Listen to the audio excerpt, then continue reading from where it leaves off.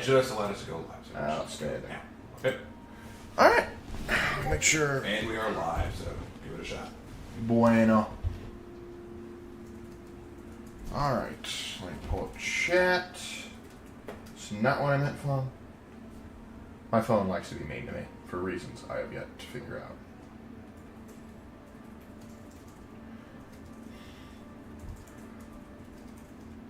I got this in Play on Tabletop streams going to be at the same time. Oh. He's crossing the streams. Better let not Egon know. Yes. Egon would be most upset at this flagrant stream crossing.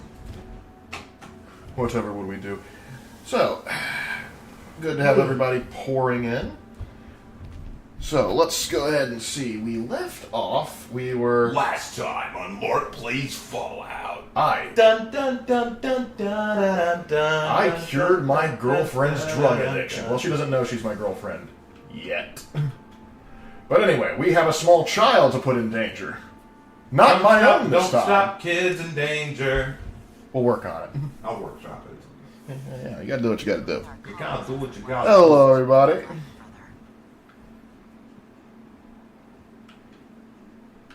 You say something to me? Alright. Let's head on down as we have a small child to endanger. Take me down. So why do people defend Mary Sue's? I think that's more of a Raven question. Would you care to answer that? Let me reply to my message to Havoc here.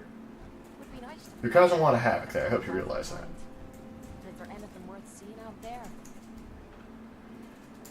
Is there anything worth seeing out there? Who can say? Now let's see the spunky kid. Just fixed a few power armor mods and gave them to Tegan. You might want to check them out. Why, thank you, Ingram. I will do that some other time. Right now, hello, kid. Said it's going to take a lot of hard work and discipline if I want to be as good as you. You're dang skippy. Duty, sir. Alright, I'm back. Okay, so what was the question? Hold on one second. So, I got this little kid. He's going to be a tag-along so he can learn how to murder things real good. Yay! So, I want you to stay close to me, little buddy. Affirmative, sir. Here's the location, sir.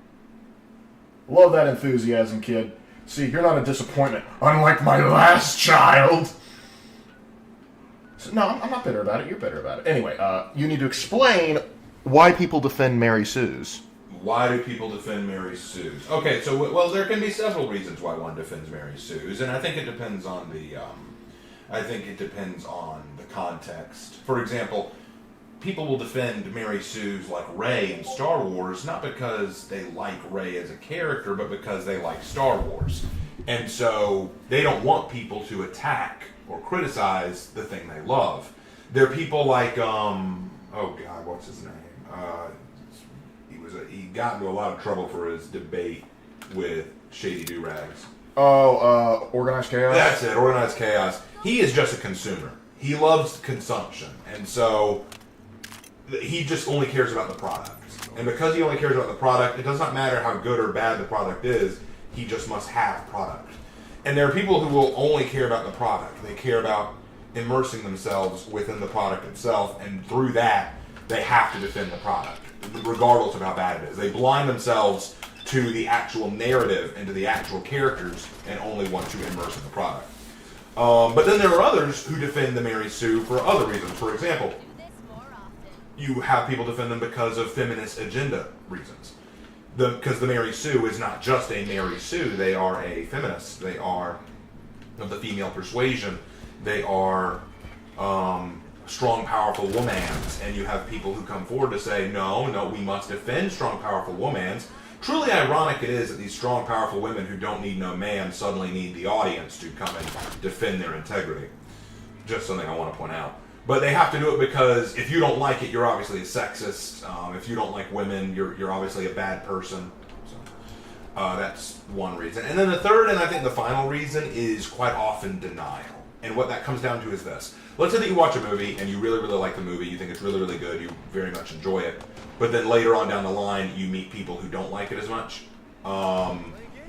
They tell you that it has problems, and you go, oh really, what's wrong with it? So they lay out the problems, and as you listen you start to think, Well, actually, those are pretty good problems. But you can't accept that the movie is now bad. You cannot say, well, you know what, maybe this movie I really liked had some problems. No, you have to like it, so you quickly defend it. You defend it meaninglessly and start chastising them.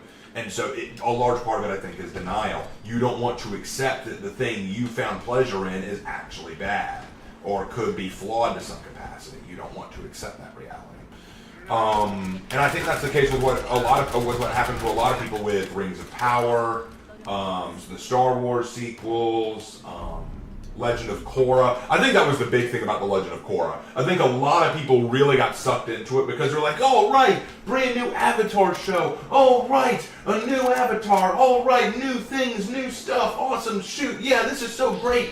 But as the show continued, people started to see the flaws in it. But it's Avatar. Avatar good. Avatar's supposed to be good. It's written by the same people. Animation's so cool. We like this thing. So they turn into product. They turn into the product hunters. It product. We need product. If anyone says it's bad, no, it's not bad. You're just sexist. You just can't handle a female avatar. This is all your fault. It's not that I like something flawed. You just hate women. And then finally it turns into denial. It turns into like, no, nothing about this is bad. Nothing about it is bad. Because I liked it. And I'm on the right side of history and everything else. And because I am, that means I can't like something that is bad. Therefore, if you dislike what I like, you are wrong. And so, quite often the defense of the Mary Sue comes from that. And and some would say, well, couldn't they also defend it because they identify with the Mary Sue? That can happen. There are some people who can identify with the Mary Sue, but usually they don't identify with them because of any personal level. They identify with them because they are female. And they say, oh, look, women. I am woman, or I like women, therefore I like this character, which is not the appropriate way to approach it in any capacity. You should never just defend someone just because they're a woman. As a matter of fact, I would argue if the character is a woman, you need to make doubly sure that you write them well. Not because women are necessarily harder to write, but because I think women deserve to be written exceptionally well. You can grab a dime or dozen male goon and make them the bad guy in a Batman video game or a Batman TV show, but if you're going to write a character like Harley Quinn, she can't just be some dumbass bitch. You know, like she has to have a character. She has to be written well. Now, if you want to make just female standard goons for your product anyway, that's fine, that's not a problem. But my point being is when you're writing character, when you're writing a person, when you're writing, like, for example, Star Wars made a big leap. They made a big risk by writing Finn. Because what they did there was they established that these stormtroopers were no longer just drones, they were people. There were individuals under those helmets with feelings, with ideas, with personal internal desires and wants, and that's a good thing. I'm not saying that's a bad thing to pursue, but it's a risk now because now it becomes harder to shoot them if they're no longer drones. Making the enemy either droids or clones or just mindless automatons makes it easier to kill them. When you go into that step that they're now people, you now have a new problem, and that was a great idea, which I thought would be a great step in the right direction. But they never went the full mile. In fact, they kind of abandoned that. They turned back to making all the stormtroopers mindless drones and stupid and all that, and it wasn't cool. But my point being is this. Good writing involves you taking extra care with your characters and with their stories, and if you can't do that, then you've got a problem, and your story's going to show for it. And some people can't accept that. They have to have their product, they have to be on the right side of the political narrative, and they have to enjoy all the good things, and if people don't like their good thing, then they are obviously wrong. So that is my response there. And yes, I know there are people out there who will defend The Legend of Korra till their dying breath. I've met them. I did a whole response video series. And you know what? I'll say this about my response video series on The Legend of Korra to Matt CMG.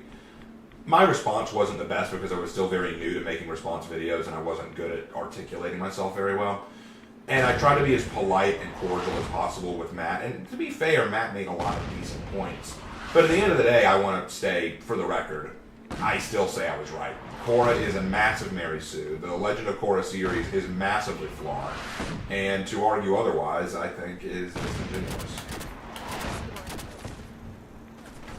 Oh, Slanderous in chat. I want to acknowledge that last season was pretty much dedicated to you since I know you love Sun Wukong, and this season I'm getting my turn. We are eating well. You are right, Slandy. You are right. I think I think it is possible that For Honor just said, you know what, let's give Raven some love this last season. Now we've given him his shout out. Let's go to Slandy and all the other Viking lovers who are waiting for this. Because I saw Slanders, I saw that they made some changes in the testing ground that I know you're excited for. The Magi changes. That's definitely an excellent change. And I also like that they gave Peacekeeper a bash. I'm curious to see how it'll be implemented. And then finally, what was it? The Highlander changes. That's right. I'm not a Highlander main. In fact, I'm pretty pathetic with Highlander, if I'm being honest. So I'm very curious to see how he feels now that he can do a dodge attack in offense, and he has an easier time going into his offensive mode. So I'm very excited for that. I'm very excited. Indeed. My question is, how would the heroes reach the enemy soldiers who wanted to kill them? In what context? Yeah, I'm not sure if that's for us or someone else in chat. Oh. Thank you both for educating me on writing and history. You guys are the best. Aw, Thank you, Ted. we Appreciate that. complimented. But yeah, so like I said, I stand by what I say about The Legend of Korra, and I am also very excited for the season coming out tomorrow. Actually, it's not just the new season coming out tomorrow; it's that Avatar game. I'm gonna give that a shot. Not to be confused with the Avatar we were just on. No, Avatar James Cameron thing. It's Avatar's what was it? It's an Ubisoft. It's an Ubisoft title. Avatar, what was it? Frontiers of Pandora, I think. Yep. I'm curious. The thing about the Avatar movies, funny enough, the Avatar movies by James Cameron, I never saw the second one. Saw the first one. And I'll be honest, I'll be real honest. I know it's... Let me give you an example of accepting that a movie is a bad movie. Avatar, the movie by James Cameron, is a pretty bad movie on a narrative level. Like, narratively speaking, it's pretty bad. Visually, graphically, gorgeous. Like, it's absolutely stunning. Oh, Slaney. Yeah, it's unreal. I'm getting so many things I want from this game. I've spent this week not sleeping because I'm thinking about For Honor. You will eat For Honor. You will sleep For Honor. You will shit For Honor. You will become the Four. Yeah, dude, I'm actually pretty excited. The only thing, and I don't know if you saw it, Slander, as I did, the only thing that upset me about the new season was the lore they're giving to Maddox, which I think could have been done a lot better. But other than that, everything else looks really, really good this season. I'm actually very stoked. That trailer, I'm not gonna lie, that trailer, I got the prickly skin. I got goosebumps watching that trailer. It looks so good. That said, it's nearly 2 a.m. Oh yeah, Slaney, get to bed, bro. Glad you popped in. Yeah, I'm man. glad you're here, Please, though. Glad do you take came care in. of yourself. I'm glad you came in during my brother's stream. That's awesome. Hey man, anytime. Oh dear. I think your Legend of Korra response video still hold it. They say, well, thank you guys. You guys have done so much, and it amazes my folks with how much I have gained from hanging out with you guys. As long as you're gaining, yeah, that's what matters, you know. But yeah, what was I saying? I was saying something about Avatar. Like I said, the movies, the movie I thought from a narrative perspective was terrible, but from a cinematic and technical standpoint, absolutely stunning. I thought that it was a gorgeously made movie, and I could see why it took so much time and money to make it the way they did.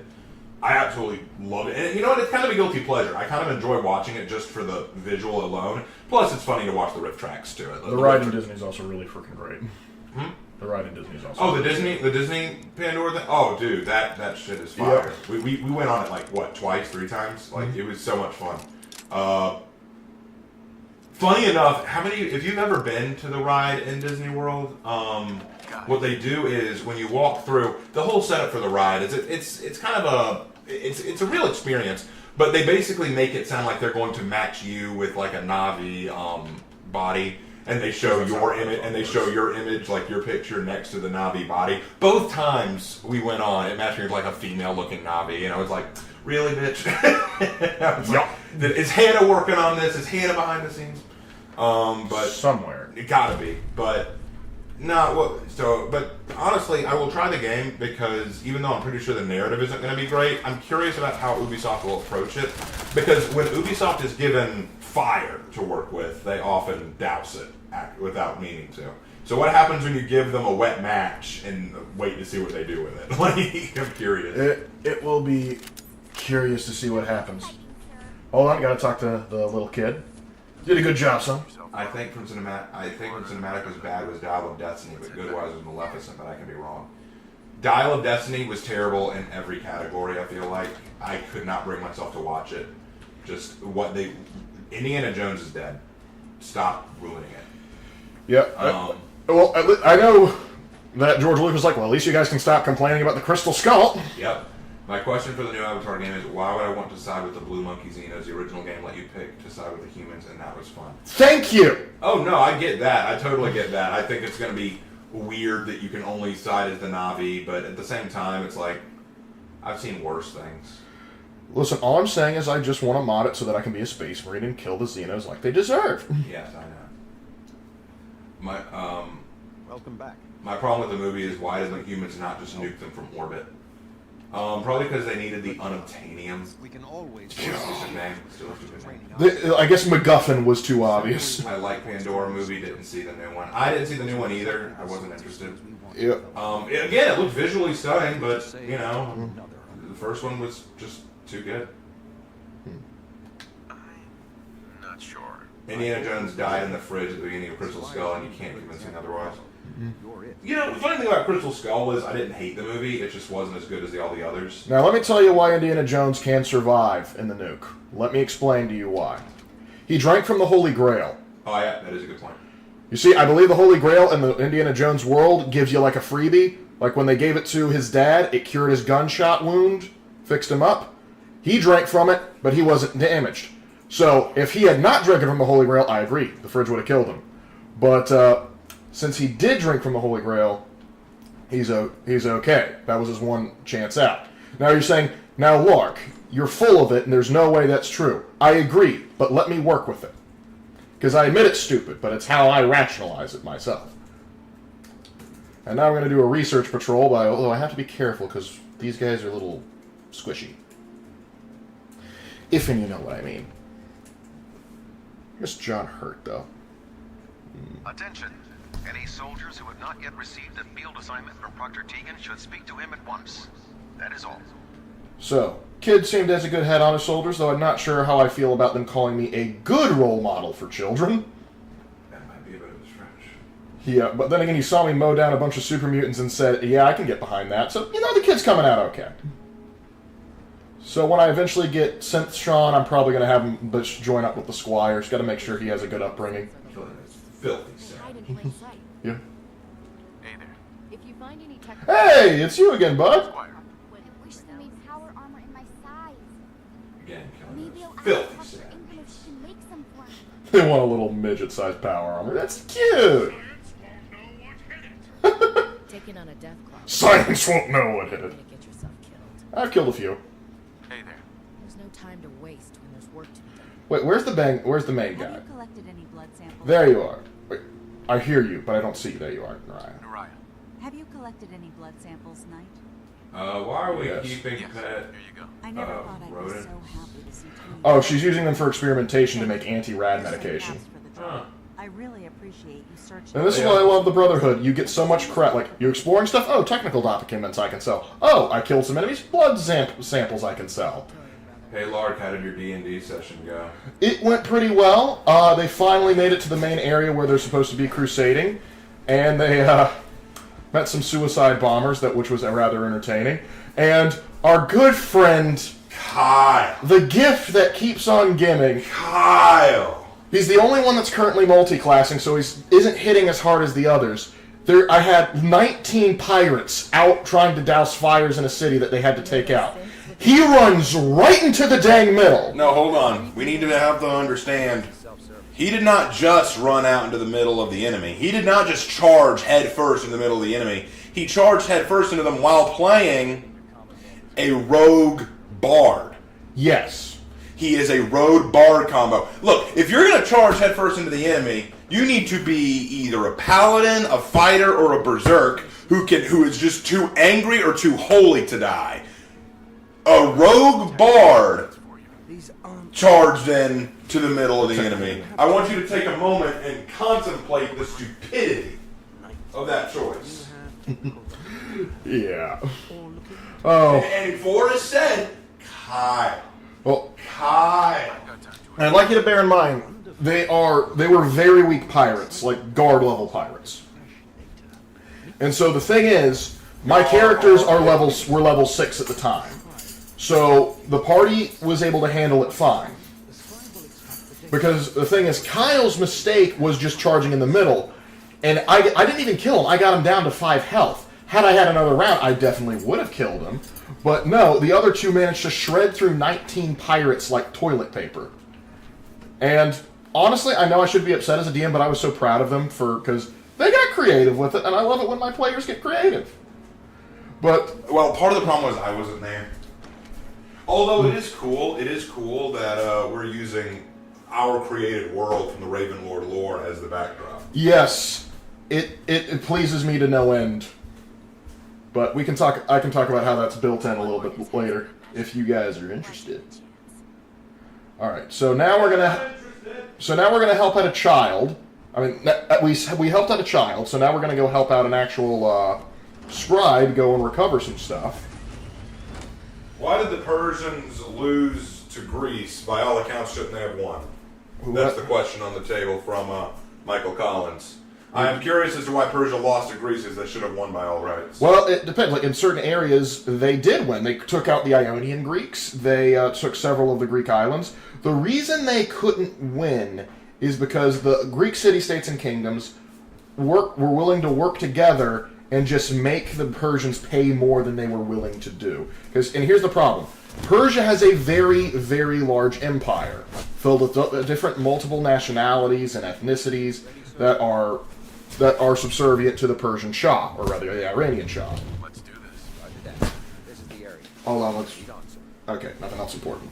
So there's a lot of stuff they have a lot of people working for them. If they are gone, if the Shah is gone for too long, and he is working, and he is taking more losses than they think he should, that might give some people the thought that, oh, maybe I can finally rebel. Because here's what happened. Like when Alexander the Great came along later and started rolling back the Persians, several client states or satraps of the Persian Empire switched sides.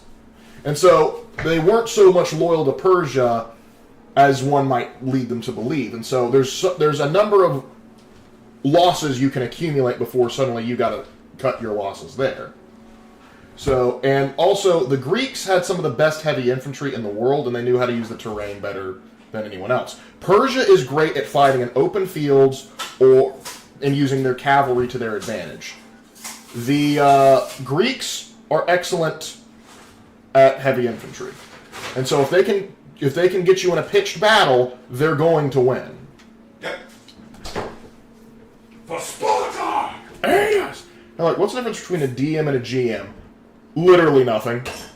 DM is typically what is referred to when you're playing Dungeons and Dragons. And hold on, I gotta be careful because the scribes can die. I hope that's the same bloatfly that ran away. You sneaky little shite. You sneaky little shite! I should have topped up on my ammo.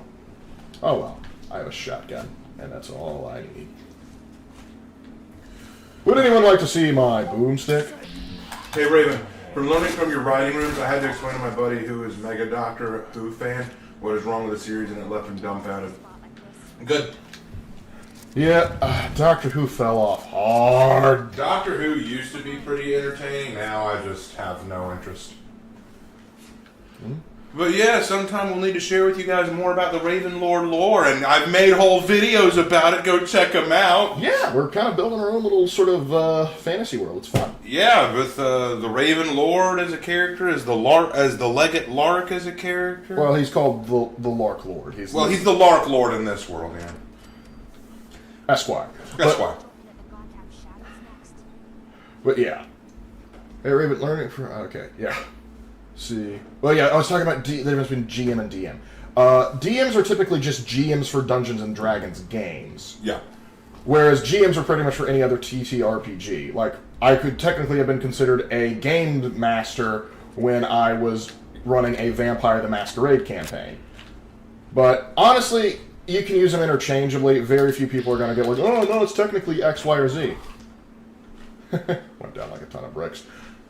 Went down like a ton of brick. I find it sad that the Roman and Sassanid were lost in the end.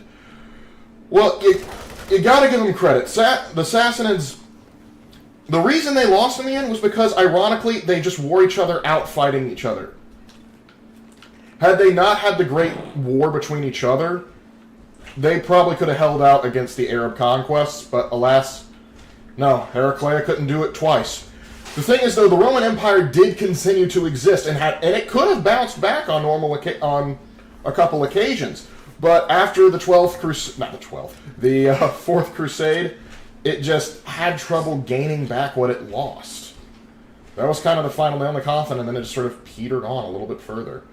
Though, if you want to know, Alternate History Hub just released this video earlier this week about the crusade that should have killed the Ottomans, and basically a crusade that could have gone a little bit better. It has famous people like Skanderberg involved in it, and John Hunyadi. So I highly recommend you look into it, because he also advertises a new series that he's apparently been working on for a while on an alternate history timeline where what if the Fourth Crusade actually did its job and instead of sacking Constantinople actually went to Egypt.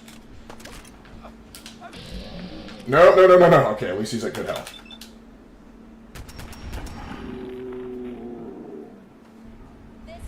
Was that Jason Statham I just shot? No. Looked like him for a second, though.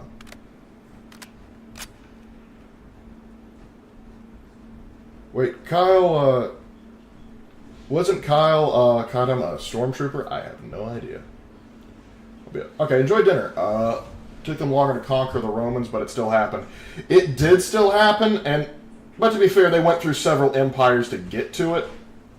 Because it's not like they just, because first you had the Arabs that took out a bit of it. Then you had the Fatimids that occasionally picked a fight. But then you had the Seljuk Turks show up, then you had other Turkish, and it wasn't until the Ottomans finally started to be a thing that they finally took out the Romans. It took a long time to get there, so just the fact that Rome was this continuous political entity for so long is really impressive. And even if they did go down, I still remember. Get over here, get over here. I'm gonna bop you. There we go.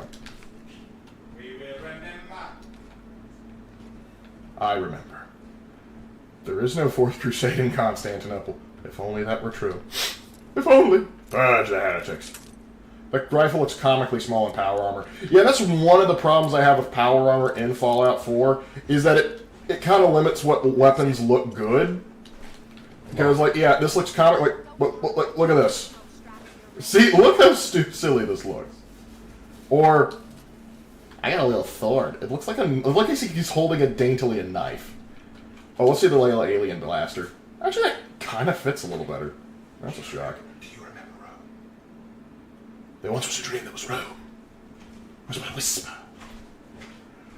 Where does Istanbul come from, as the Ottomans called the city Constantinople just Turkified? Alright, so Istanbul literally translates to the city. That's literally what it means. The city. And they called it Constantinople or Constantini for so freaking long. The reason they changed it was kind of to differentiate it after World War I. So they called it Istanbul for a while. It was kind of like an interchange, sort of like calling New York the Big Apple. That sort of thing. But then eventually it just became known as Istanbul. However, I don't know why you would do that. Constantinople just sounds like a cooler name. Byzantium would have been a better choice, but, you know, I guess they want to rub salt in the wound. Now I got technical documents for the old doc. Any other tech docs? Nope, just bandage scissors.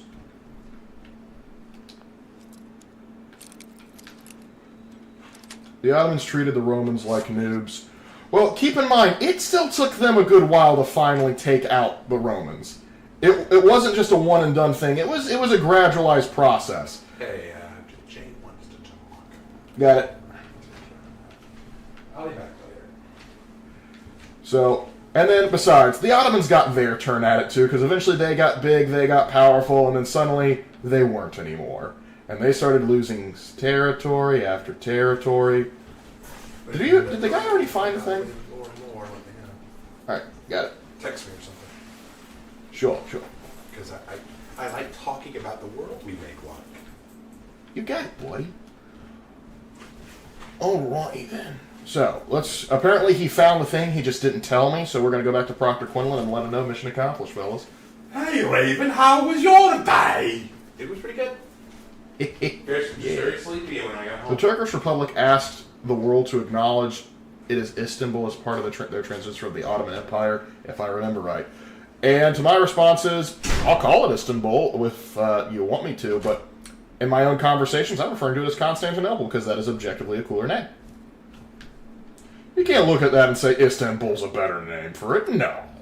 Does it fit? Sure, but it's kind of like calling New York the Big Apple. Like I said, sure, it fits, but New York sounds cooler.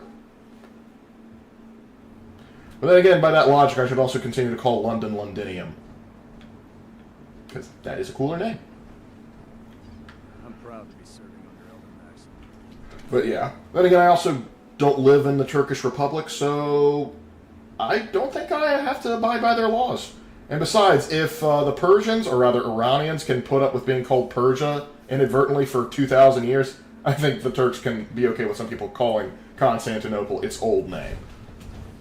Hey Lark, what other D&D style games have you DM'd, like the Fallout, Skyrim, Warhammer Fantasy, or Zombie Apocalypse? I would there's another guy in my group who we both are Elder Scrolls nuts. We would adore the chance to do like an Elder Scrolls TTRPG, but I haven't found any. If you can know of any, direct me to them. Yes, sir. Well done. Here's payment for a job well done. But yeah. If Not enough. for another patrol, come find me. Hold on. But I do have documents. Technical documents for you. And they're in wonderful condition. But yeah, so the ones that I played other than D&D are Vampire the Masquerade, The Commonwealth is which I kind of picked up because, for two reasons. check every building you explore. But there's another guy in our group, well actually no, it's the same guy, who is very obsessed in vampires, and that came out very much when we were playing Curse of Strahd. And so I heard about Vampire the Masquerade, and I also heard how they had kind of, the company that made it was being a little woke, if you will. And I was curious because I heard people say it was a fun game, a different system, so I bought the book, I read through it, said, wow, this has got some good stuff, but there's some stupid ideas in here. And so I pitched the ideas like, hey, you guys want me to run like a quick 5-shot campaign? And they agreed, and we had a blast. Now, if the company found out that what we did in our game, they'd probably have me hunt down and kill, but it was still freaking worth it. I need to do something. But first, we've helped out the Brotherhood for a bit. We can go do something else right now. Do an Elder Scrolls game where you sneak into the Somerset Isles under Thalmor rule with help of Malakath. Ooh, that would be tempting. But right now, but the problem is, I gotta figure out. I'm sure somebody, if there isn't a official TTRPG for Elder Scrolls, I'm sure that there is somebody who's modified it.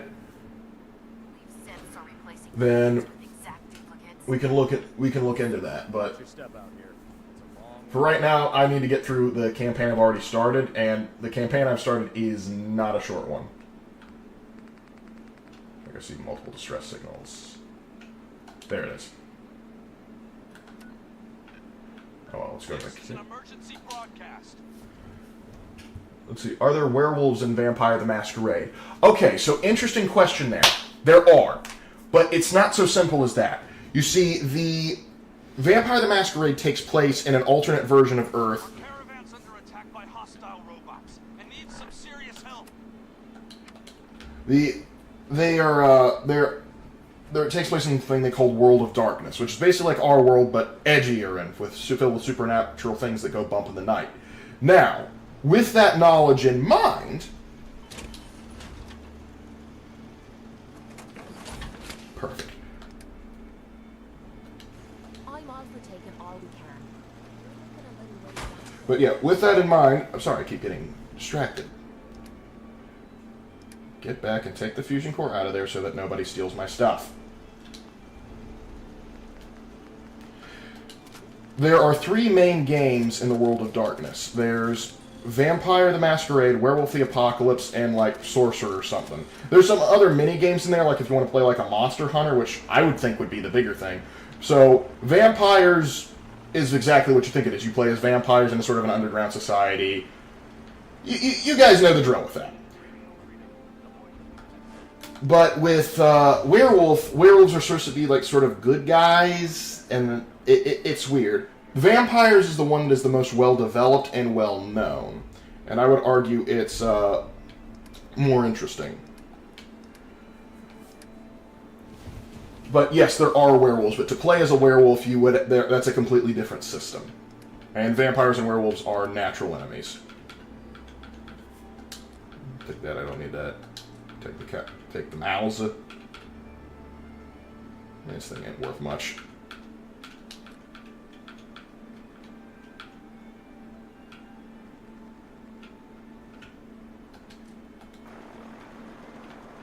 Alright, now where's the chem station? I heard Elder Scrolls was created by modding D&D. Wouldn't surprise me if that's where they got some of their inspiration from. I prefer to put large children in danger, like the railroad, for example. I know what you mean there. I don't know what he means. I'm lying.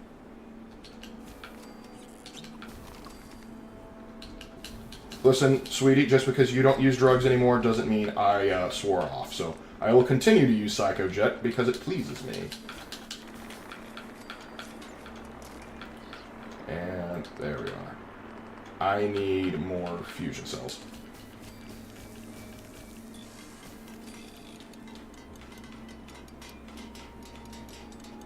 What?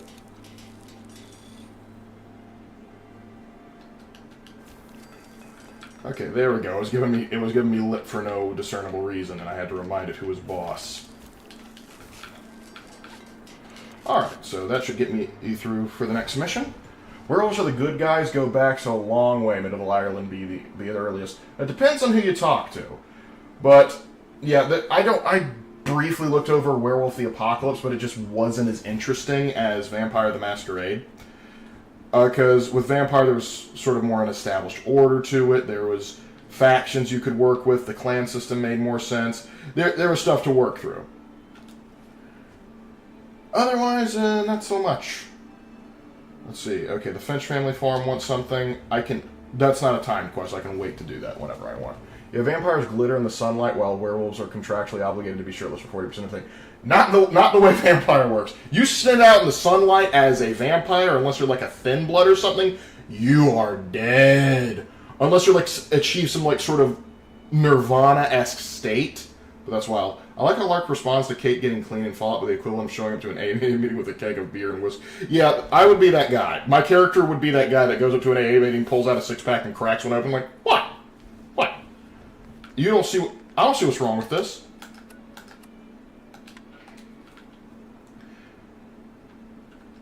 This is an emergency broadcast. Okay, so I'm going to start doing one of the DLCs called The Mechanist, because it's going to unlock some fun potential for building. Vampire the Masquerade equals Harry Potter for goths. In essence, yes. Well, hello there, Aiden. What a pleasure to see you there. Alright, do we have a... Good, we have our heading. Here we go. I heard you the first time, I don't need it. Hush. But yeah, if you ever do decide to look into Vampire the Masquerade, I will warn you. There is a degree of sort of woke nonsense to it that otherwise doesn't need to be there. Because you'll have like this great section of world building, you're like yeah, this makes some good sense. I kind of like where this is going. And then it'll drop some weird diatribe and you're just like, really? Oh, it's not. It's gonna be a ghost in a second, Kate. Give me time.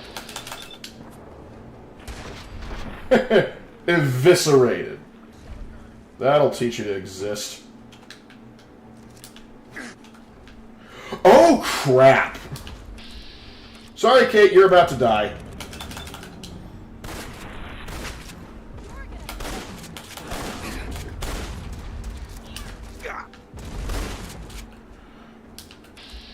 Alright, you yellow belly sapsucker. Whew. And that Brotherhood Knight said it couldn't be done. And I got a viable blood sample out of it. This is just a win for me today. He's going to start building his own personal army of Assaultrons. Yes, it is my mission to rebuild Cornbot. Oh, you guys are going to love Cornbot. Like, what are your thoughts on zombie movie shows and games? I love them and hate them. Because here's the thing. I love playing zombie games where I get to go around and basically be like a survivor in a post-apocalyptic world. That's kind of why I like Fallout. But at the same time... How do I put this? I like zombie stories done well. Zombie stories are so seldom done well because what always gets me is the world building. Because, like, the best zombie story, or rather amalgamation of stories, I have ever looked into was the book World War Z by Max Brooks. Oh crap, that thing exploded. Let me fix myself before I get a bad case of death. There we go. That's better. But yeah, zombies are just so very, very like. I'll give you an example. I once watched full through the anime High School of the Dead. I detest that show. The problem is just like the world makes no sense. It's like, oh hey, by the way, here's what happens. When the zombie bites you, you get sick, and then like in about an hour, you die and you resurrect as a zombie. Okay. Yes. So that's something you would think you would notice relatively quickly. But yet suddenly, in one afternoon, the entire world just gets infested with zombies. How'd they get there? How'd they get through everything? What the heck happened? Where did this come from? Why is the military so incompetent? Why did the United States just decide to nuke the entire world after everything? How did they let zombies get on Air Force One in the middle of a zombie apocalypse? There's so many questions that make you go, how did this happen? How could this possibly work? And it's not even like Harry Potter where you can sort of look at it aside and just go, whatever. But no. They keep doing stupid stuff. And it's not just like High School of the Dead. It's a lot of zombie shows. Me and Raven, when I was in high school, he helped me write for my creative writing class the top 10 zombie cliches. And I can't remember all of them off the top of my head. I think I'd have to go dig up the paper somewhere, but it's over 10 years ago when I wrote this. And I basically pointed out all the problems we had. Like, zombies just suddenly come from nowhere. Everyone suddenly becomes idiots. The military, which can take on Herculean efforts, somehow, for no inexplicable reason, just turns into morons, but yet some plucky teenagers can somehow survive better than trained Marines. You'll need help. It drives me crazy, which is why I loved World War Z. World War Z went through great pains to explain how a zombie apocalypse could feasibly happen. It laid up why the governments didn't respond as well as they should, where the virus came from, how it spread, how it got across without people noticing, and how we not only started to collapse, but then we caught ourselves and then we pushed back. If you have not read World War Z and you like zombies, I implore you to do so. Do not watch the movie. Do not play the game unless you just like horde shooters. But let me tell you, World War Z just hits it on the head. Perfect stuff. Besides, Harry Potter has the goat Remus Lupin. Oh yeah, I like Lupin. And don't get me wrong, I like Harry Potter. I like Naruto. But those are two mediums, or rather, media, that I like sort of nostalgically, but the world building drives me absolutely insane. Kate, go to the castle, please. And we're going to have to fix those stubby legs of yours, young lady. Exactly. So yeah, for those of you that weren't paying attention because I was ranting, yeah, basically there's been robots attacking caravans throughout the Commonwealth trying to fix the problem, and the only person here who got saved was this robot that they built, and so now we're going to work together to upgrade her to make sure that she can handle the dangers of the Commonwealth.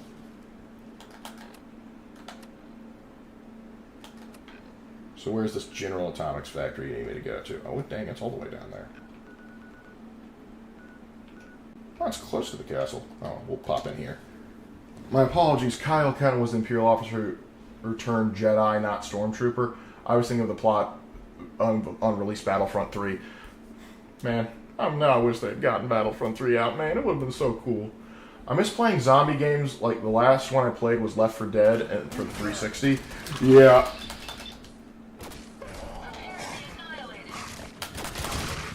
Yeah, zombie games can be done well. Like, I still have good feelings for the original Dead Island. I know it was poorly made and it has a lot of flaws, but the first, like, running around the Zort killing zombies, I still have fond memories of running around doing that.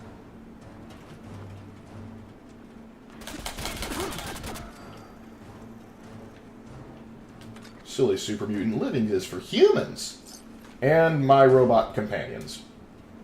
Don't want to leave them out. I like an accompanying book, Zombie Survival Guide. They have historical zombie incidents like ancient, China. Yes, I also read the Zombie Survival Guide. I really liked it. What's also funny is in World War Z, they criticized the Zombie Guide, so it's basically introspection from the author, which is kind of funny. I do have some qualms with the Zombie Survival Guide. It does get some things right, like how to survive basic scenarios, what's important to prioritize when you're looking for shelter, and how to process stuff. Yeah, that's good stuff. But like, there's certain things that I have to disagree with, and I can't blame Max too hard because he's making up something. He's making up something, and he's trying to use it off of base hand knowledge that he knows. And his father was a Hollywood director, and so he's getting a lot of his information probably from what would be considered the popular consciousness. But the biggest one, like, for example, he said, don't use plate armor, it's clunky, it's heavy, and it's not going to be good for you. And I said, that is, like, it might make a lot of noise, per se, but plate armor would definitely protect you. So I wouldn't sleep on it, particularly if you know what you're doing. Because he also says chainmail's good, but no, if you're going to recommend chainmail, you got to recommend plate mail as well. And then also, the way he talks about how the Romans deal... How did I miss both of those? Get over here, I'm going to kill you. But the, oh shoot. Got him. But how he talks about the Romans handling the zombies, absolutely phenomenal. I loved it. But then he kind of went on the anti-medieval ages rant, how, like, the Christian Europeans just... Whoa, look at that explosion. The Christian Europeans just suddenly destroyed all records of the all Roman records of the zombie apocalypse because they considered it heretical. I'm like, really? No, they wouldn't. And also that the knights couldn't possibly destroy the zombies. And I'm just like, no, that's silly. But other than that, I thought both works were very good. My only issue with Shibuya is that they kept flip-flopping between antagonists. Just stick with one Pain already. I don't mind changing antagonists as you go along, but the problem was Pain was built up very well, and then they pulled out Madara, which, okay, fine, but then what the heck was with Kaguya? Just right the frick out of nowhere. That was BS. But also, my big beef with Shibuya is the priorities that Naruto has. He's grown a good bit, both physically and mentally, from when he was a child in the original series. So there's been some development. The development I wanted to see with him was that he begrudgingly, he decided, I'm going to put the lives of my people and my village ahead of my desires to save Sasuke. He was going to have to accept Sasuke was a lost cause and move on and actually go, I will kill him if necessary if he threatens the village.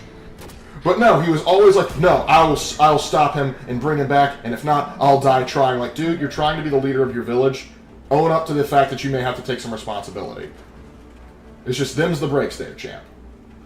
And it always irritated how, for a good chunk of Shippuden, it's just Naruto screaming Sasuke's name. And that got really irritating to me. Because the big thing is like, Sasuke, you're my best friend. No! No, he isn't. He was your rival. And you guys never got along. Never did you get along. Only on a few occasions when you were fighting a common enemy did you sometimes tolerate each other. But other than that, no. And there have been people from the village that literally freaking died for you. What do you mean that's not the right one? But they literally died for you. And your response is, to say, oh no, they mean nothing to me. The guy that is trying to destroy everything I hold dear, that's my best friend. And I know eventually Sasuke comes back, but it's just kind of like, shut up. Also, Sasuke's annoying. And, yeah, while we're on that tangent, a lot of Naruto's world building is stupid. The Leaf Village and most of the ninja world would not actually exist in real life. It is, like, obviously because, magic doesn't exist, but the structure that they do is absolutely stupid. Their priorities are Do not whack me while I am ranting, young man or robot.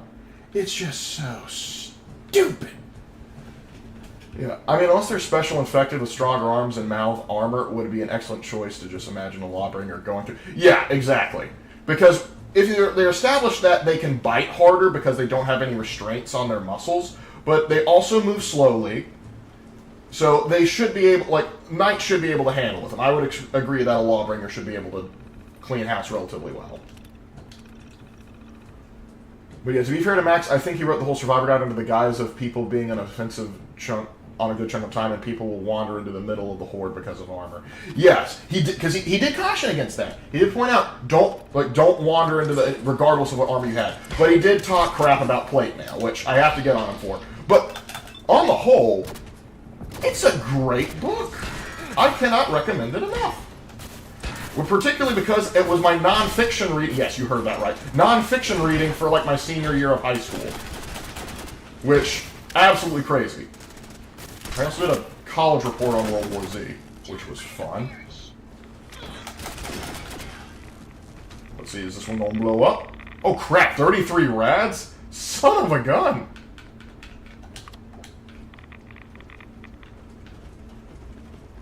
The Mechanicus device.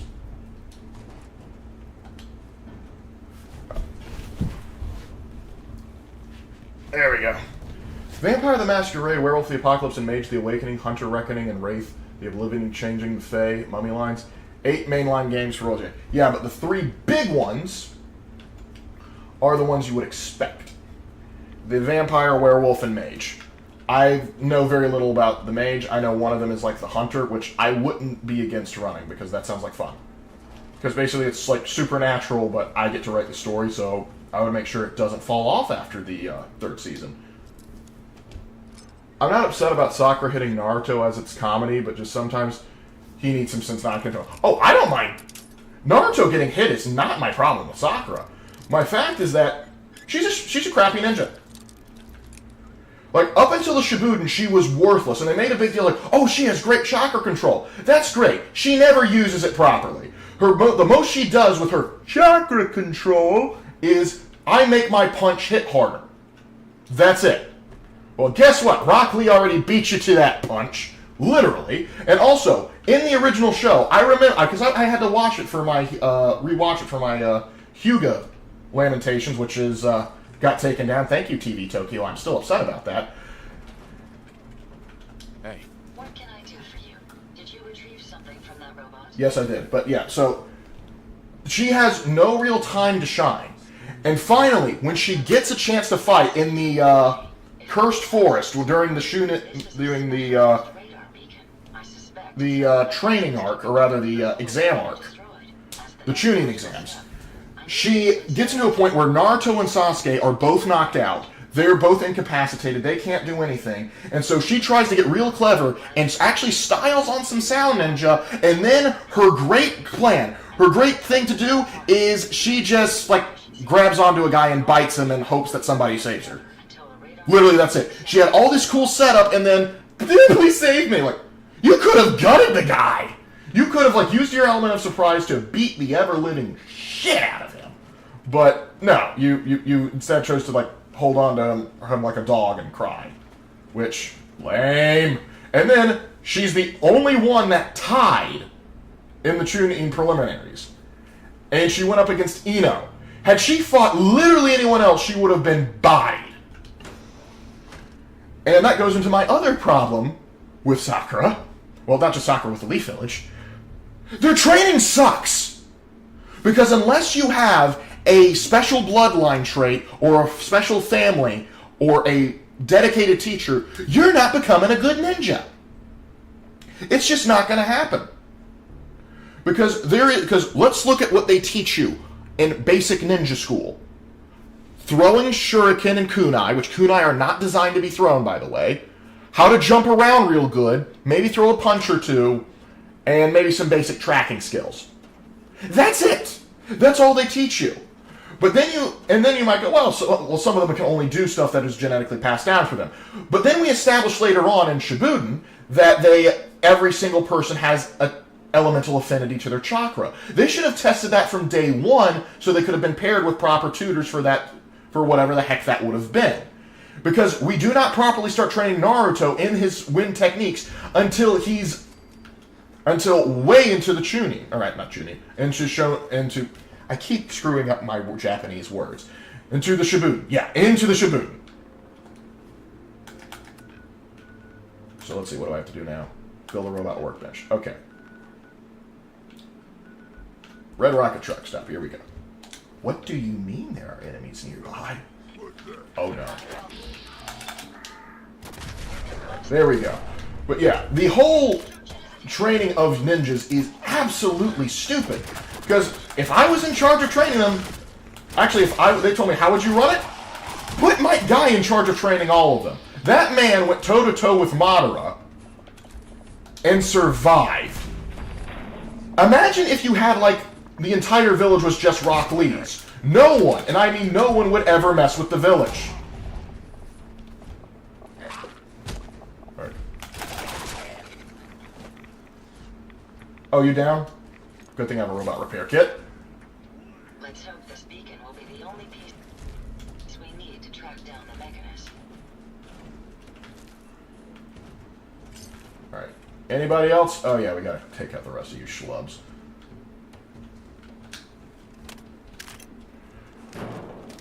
Like a Lark, from what I remember, in OG Naruto, Sakura came from a normal family rather than a major ninja clan. Hence the reason she apparently sucked. Had she had a magical bloodline ability, she would have been deemed special and worth training properly from the start.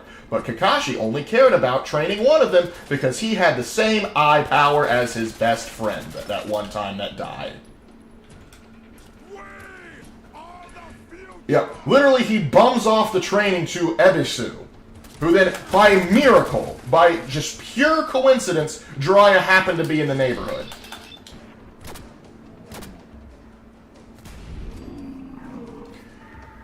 Because, let's be real, if Jiraiya hadn't been peeping on that particular bathhouse at that particular time, Naruto probably never would have met him and never would have trained under him. And Kakashi didn't give a shit about training him until he came back with Jiraiya. Which isn't really that good. I actually saw like a Naruto YouTuber. He actually discussed how he would actually rearrange the teams, and I kind of agree with him that the greatest generation of ninjas, they should have rearranged how the teams were lined up. And I get it, because they're like, oh, hey, your parents worked well together. You should work with your parents now, too. You should work in the same family as your parents did. Which I think is wrong. I forgot that I'd leveled up. Let's see, we're going to need to improve armoring, hackers. Yeah, we're improving science. Now I should be able to fast travel.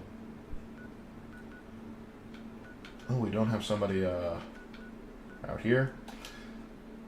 We're going to need to get this supply route to the Red Rocket Station. Hey, Lark, how would you change Hogwarts if you were the headmaster? Okay, excellent question. Step one, find a new location. Absolutely need to find a new location. Because I know Hogwarts has a great history to it, and I admire that and I respect that. But you already know there's something. Who dares attack my settlement?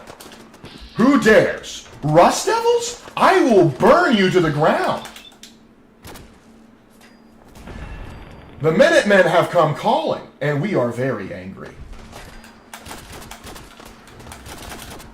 Welcome to the rice fields, motherfrickers. But yeah, let me take care of these schlubs, and then I'll go back to ranting about Hogwarts. Very well. I shall purge you in the old-fashioned way. Oh, my settlers got them for me.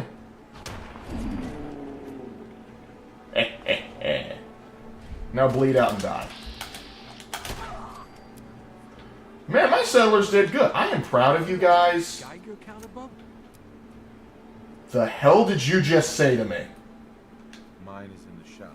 Your HQ's new guy, right? Oh, thanks for setting up this place. Kinda wish you would have set up a cot or something, but at least it's safe, right? You got like 10 people in there. You can build a dang bed without me. Let's get down to business. We got a package incoming. You know, package. I've plotted out her escape route. Got a new guy, new tourist that's gonna help. He's all ready to sign up, but he's got big problems. We clear those problems up, and our package has got a nice cozy shack to lay low in.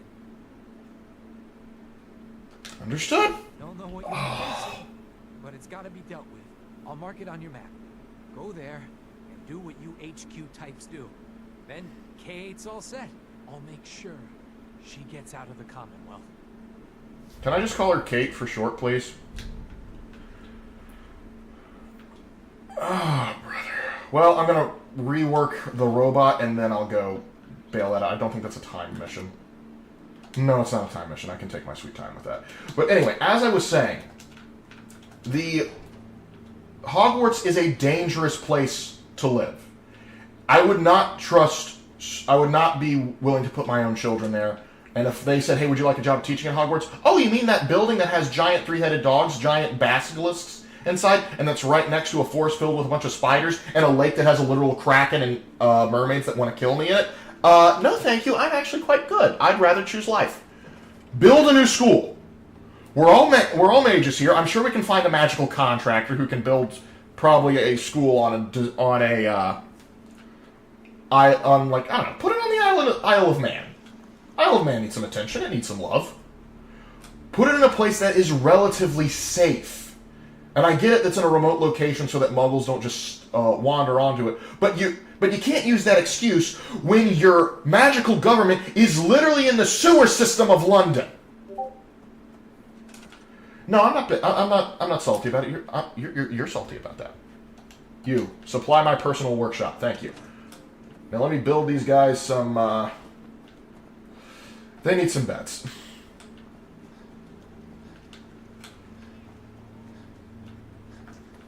You're forgetting the murder tree? Oh yeah, how could I forget the Whomping Willow? I was like, oh yeah, that's a good idea. Like, why the heck? I get why they originally got it to cover up, Lupin's stuff, but at a certain point, they didn't think, maybe that isn't a good thing to have around children. Maybe we should chop that down.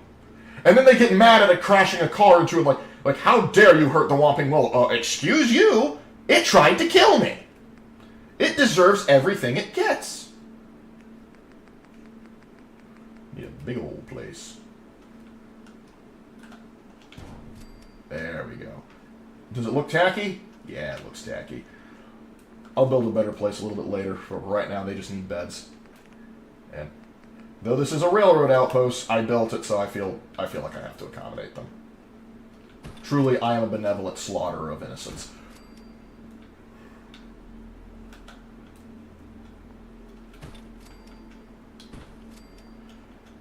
But yeah. Also, I would be very strict with my hiring practices. If I notice... Oh boy. If I notice that I have teachers that are flagrantly favoring one house over the other, I'm going to punish them. Like, I'm not going to let the Snape shit slide. It's like, oh yeah, all points to my house and everyone else gets points docked. It's like, well, screw you, buddy. No, you don't just get to pull that nonsense. It's quite frankly BS, and I don't support it. Also, no more Triwizard tournaments. Those are too dangerous. Alright, good. Now you have some actual food. They can be somewhat self-sustaining, which is nice. Alright. You Krieg... Okay, I shall fix Hogwarts. Yo, Krieg boys, what you do? Yeah, just laying artillery fire would be great. Yeah, I don't see why the school has to be a magical castle. Don't get me wrong, magical castle's cool. But after... I don't know, after the third book, I would have started questioning everything I know. Because Imagine you're a parent, and you find out the first year you send your kid to this school, like, oh yeah, we had a magical, three-headed dog because it was guarding a very important magical artifact that we had set up specifically because we didn't want dark evil witchers against it. So you're putting something in a school to make sure you're putting something in a school that you know is going to attract dark wizards.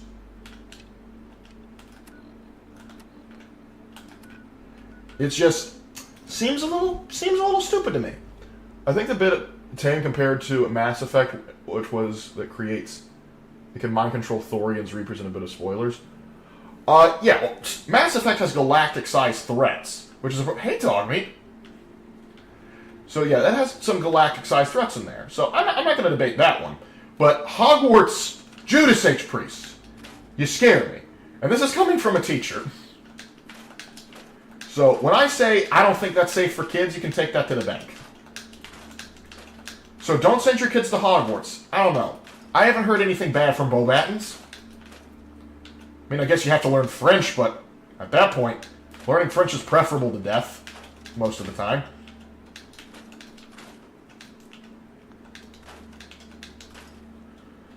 Alright, time to build my robo workbench.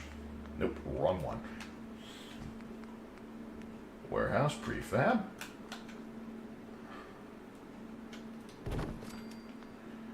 And now we begin.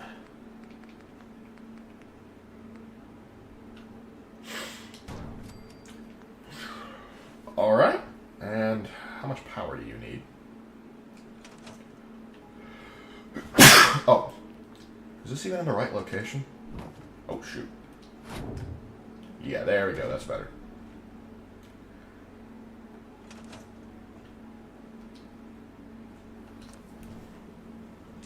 Lark. Learning French is preferable to death. Is it, though?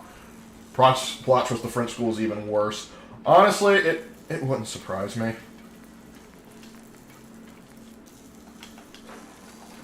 I always put them on put her on the thruster, just so she can follow me around a bit easier.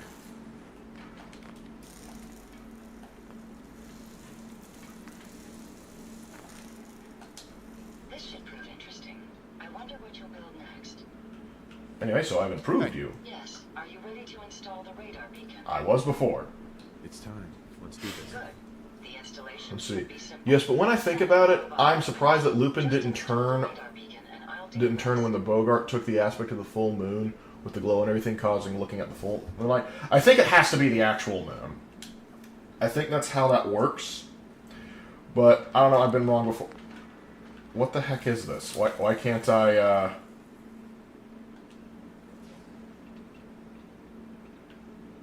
Okay, that's weird. Why can't I give you the good stuff? Like, I can only modify your legs.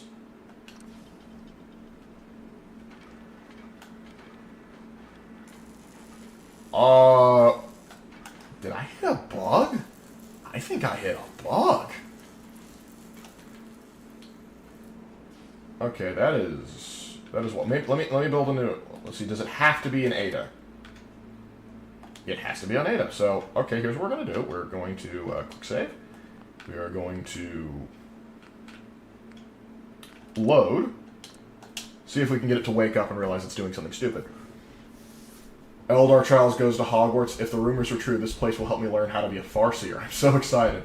Ooh, seeing the Eldar interact in a wizarding school. That'd be funny as heck. I would form the Trimortal tournament so it's filled with non-lethal games. Or better yet, why not just have adults compete in it? It's like, yo, no, we have an age cap on it, so only 17-year-olds can do it. Why 17-year-olds? Just son of a biscuit. All right, that is not good.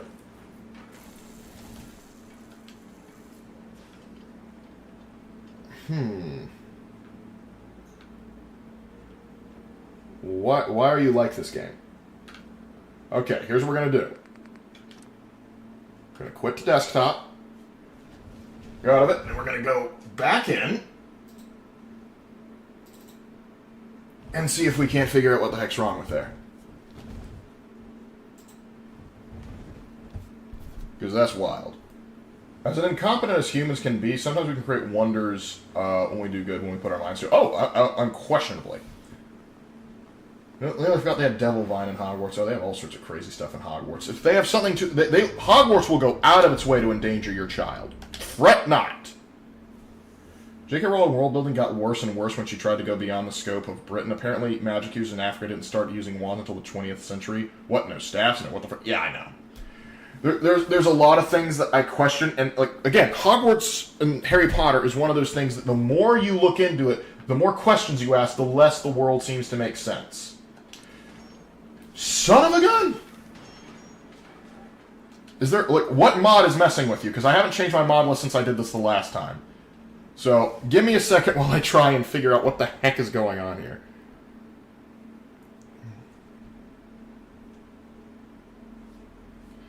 Can only modify Ada's legs.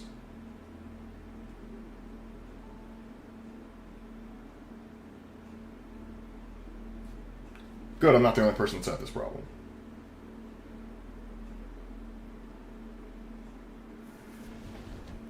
This is the hero factory where the bravest and most advanced heroes in the galaxy are built. There are only 5 wizard schools in the world, 3 are in Europe. Yeah, it's wild. Actually, I think there's more now. Well, whatever. But also the fact that, the magical government for the entire world is in Britain. And also all wizards collectively agreed in the year 1000 to do that, which begs to do a lot.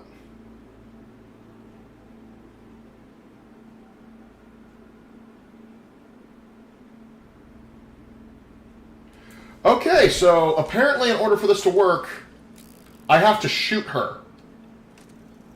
Odd request, but...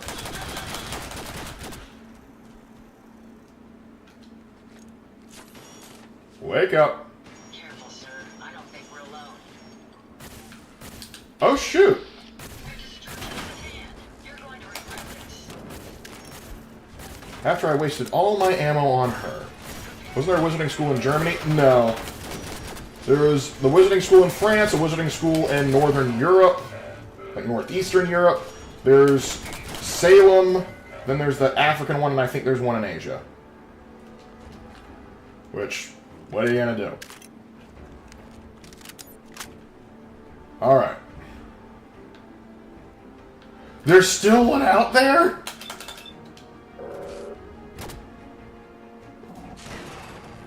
Get shredded. And stop existing in my general vicinity.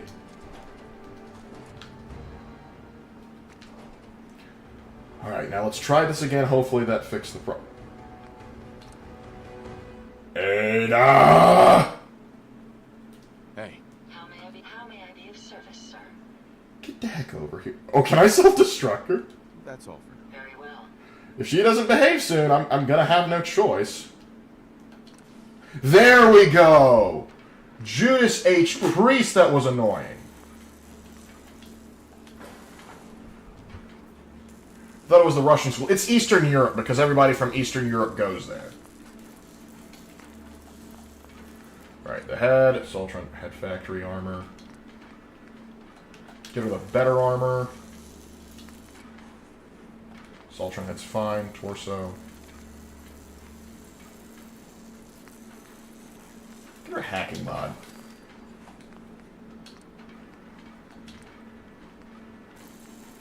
Soltron arm's fine.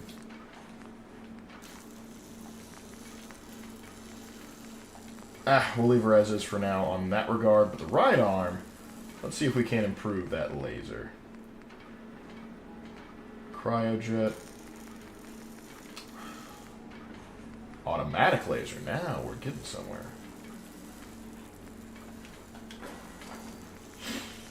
Nice.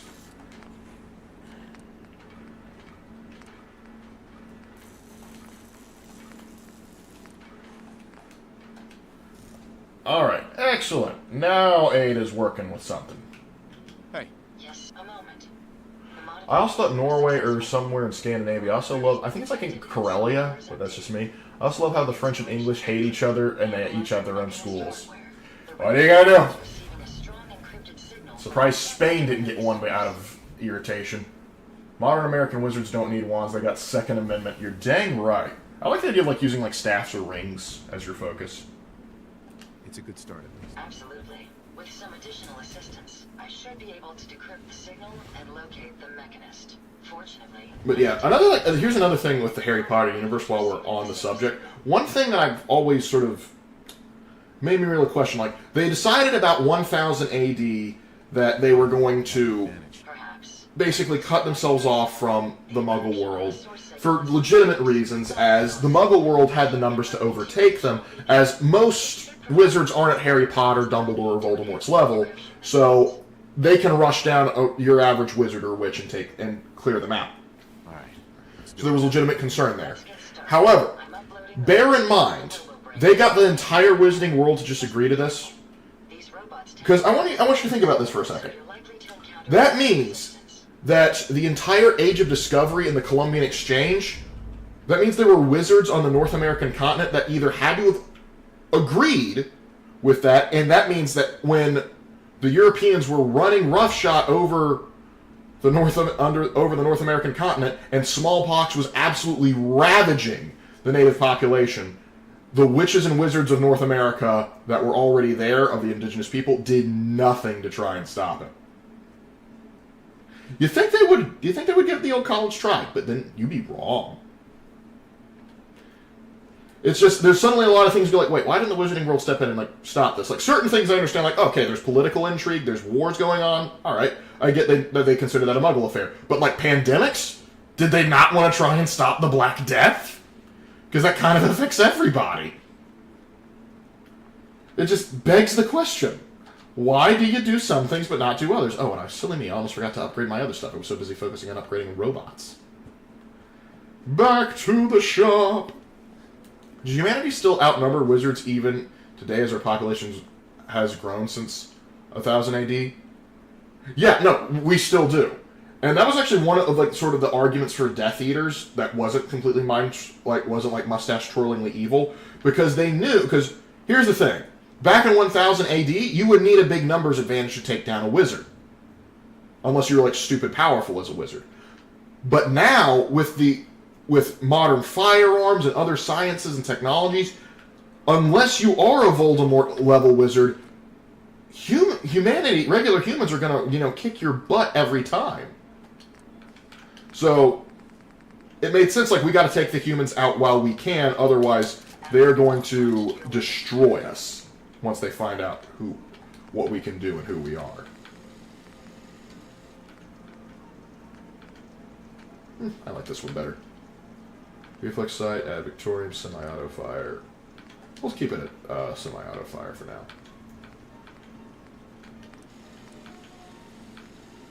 Still need to upgrade blacksmithing.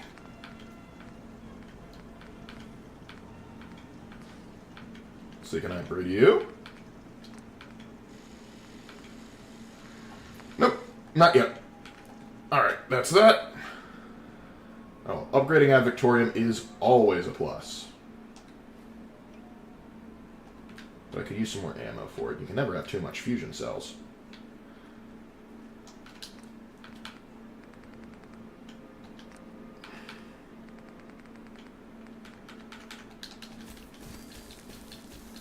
Ah yes, the Muggle spell, Alakazam. Like, I behold the most powerful spell of all. Are you ready to meet God?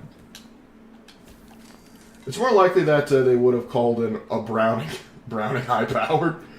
Yeah, I just love the mental image of just like, I have spent years mastering the wizarding arts. Oh, well, I spent the past month learning how to use this. Bang.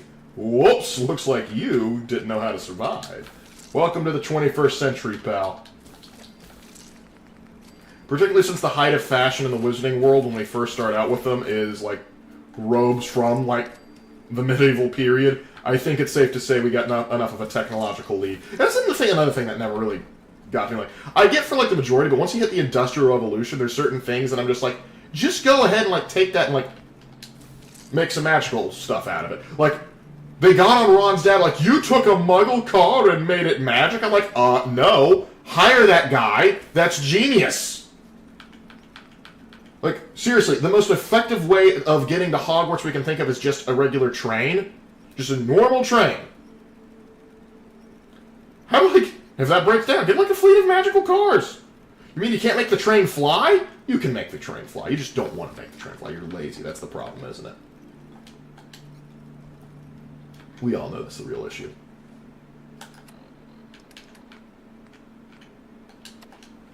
Ah, better. Witches and wizards, we're not getting involved with them. Plague doctors? Bruh, a little help would be nice. Yes, they saw a third of Europe just wiped off the face of the planet and said, not my problem. 90% of the Native Americans wiped out to Black Death. Not Black Death. Smallpox. Not my issue. Like, fix it yourself. For, like, certain things, I get. Like, oh, the 30 Years' War, didn't you kind of start that nonsense yourself? Isn't that kind of on you? Why don't you figure it? You should figure that out yourself. Oh, okay. But the plague and pestilence, you can help out with that. You don't even have to reveal yourself. Just, you know, I don't know, magic up a cure. You know, do something. Don't just be that guy. Nobody likes that guy.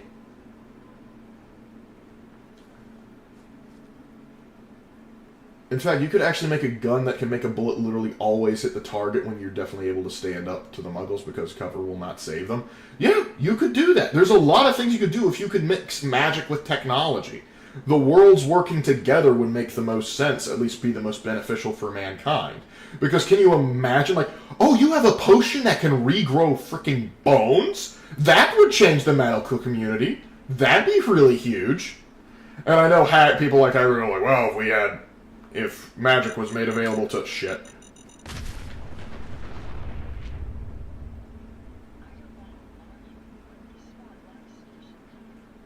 Was that a nuka mine?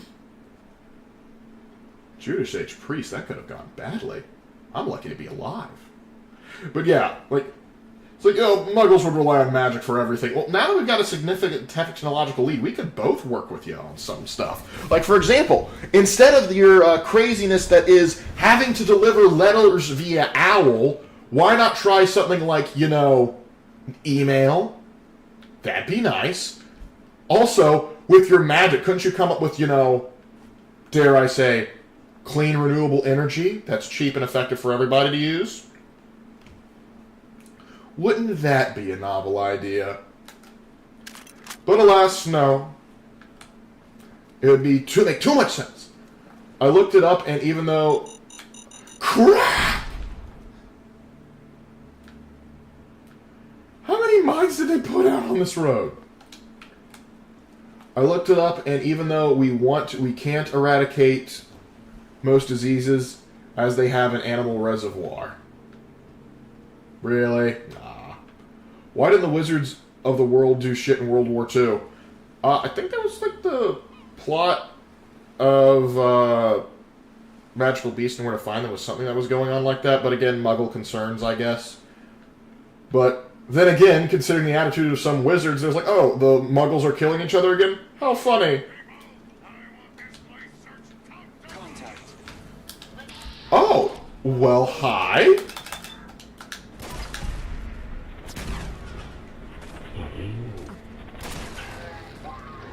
On your knees.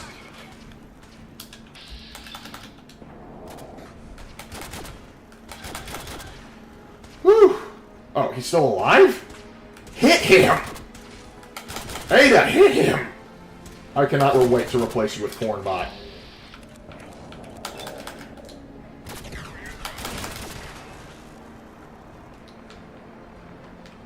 Earn your keep. Excellent. I should be able to resume my duties immediately. Wait, I hear... Aha! Look at the Brotherhood go. How long until it crashes?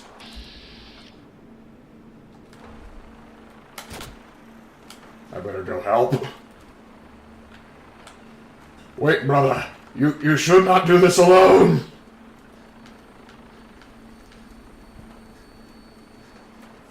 Yeah, we could probably get some Dyson Spheres with wizarding help.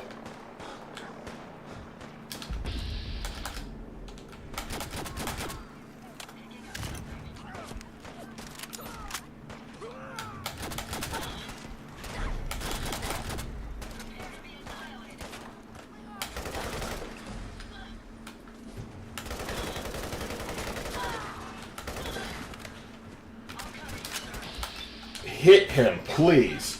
You have that claw for a The last of them. Try me with that again, you filthy mongrel. Alright, let's see. What do you got? It's always crappy armor. I'm tired of the crappy armor. Give me the good stuff.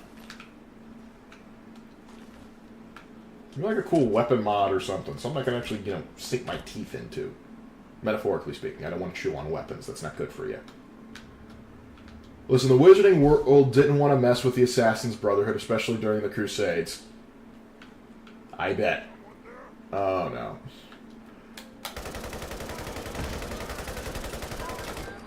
I got him.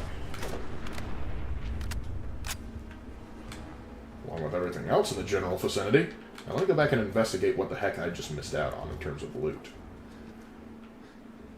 The U.S. Army. So you have potions that can mend bones, burn shrapnel wounds. Yes. Puts 9mm on the table. Please, tell us more. Honestly, I would love to see a wizard that could use, like, a gun as his focus. That'd be wild. It's like, I see you have a stick. I brought the Colt. Yes. This is my magic wand now. Cower, mortals. Your new lord approaches. She was not ready.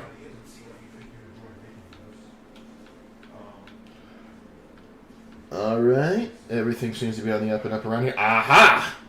Radix is useful, so I'm not gonna... Fusion cores and... Hello! Free power armor? Don't mind if I do. Got it. And it's a complete set. Oh, joy and happy day.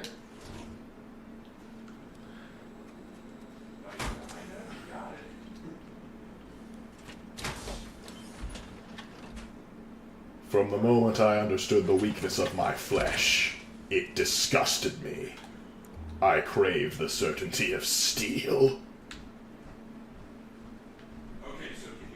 So, yeah.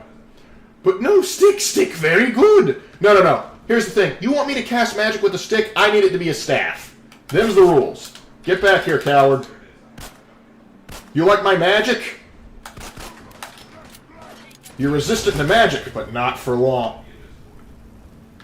Was that me that set that on fire, or was that him? I don't know. But anyway, my magic is the best magic. I don't keep it like that for long, because it's kind of derpy.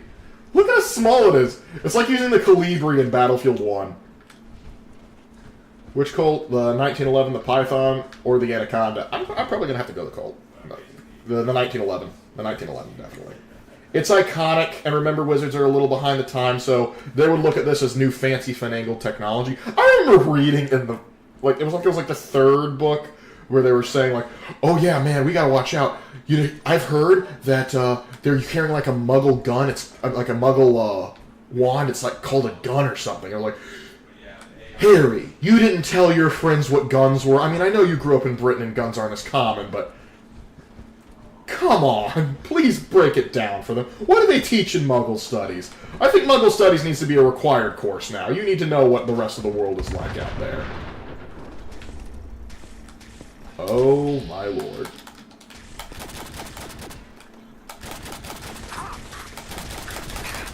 A tank bot! Yes! You will make a great basis for corn.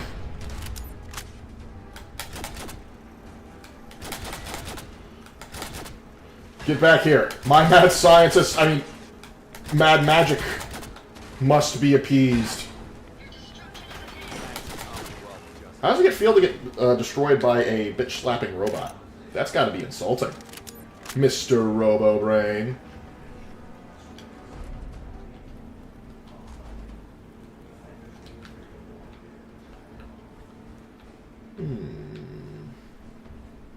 Hey there. Didn't expect help from a stranger. Hear me out. 10-gauge quad-barrel shotgun called the Witch Obliterator 9000. The Inquisition would like to know your location. You're one of the good guys. You're dang right I am. Any good places to settle with me, would you? I'm tired of always being on the run. Yeah. I sure do. Let's see. What's a place that needs some more people?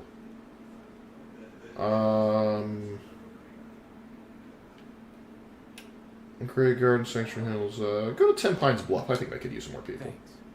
See you there in a day or two. Alright. Another settler saved. Now, Ada, talk to me. Here you go, Ada. One slate.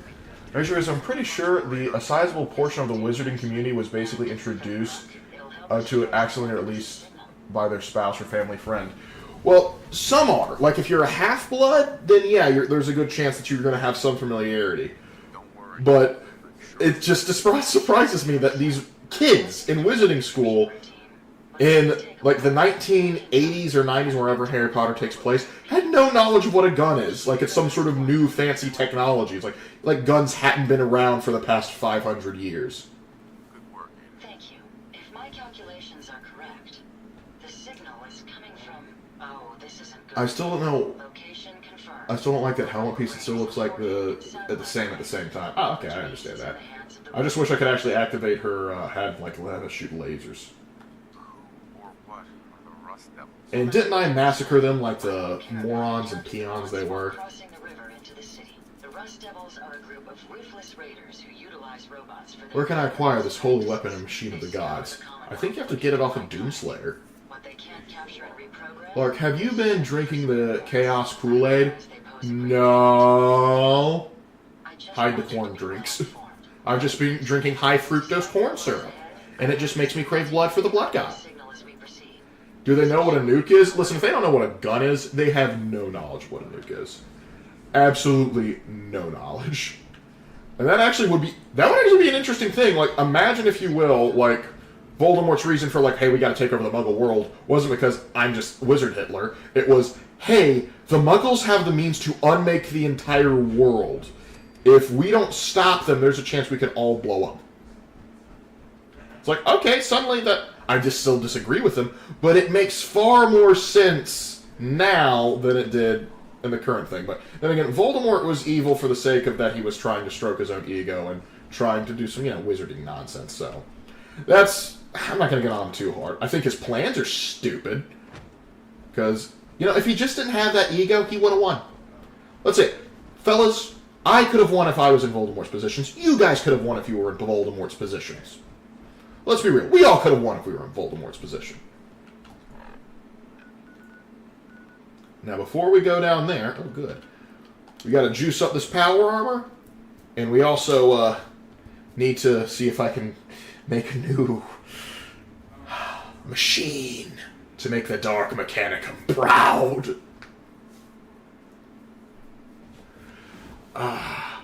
Hey, Lark, is Hagrid a giant or is he a very tall man? He is half giant. His mother was a giant and his father was a normal dude. Which, I gotta admit, that's impressive to me. Man rizzed up a giant. Looked at, like, he did what most of us are too afraid to do. He saw a literal giant and said, yes, I'm going for it. That's wild. Why is this plan stupid?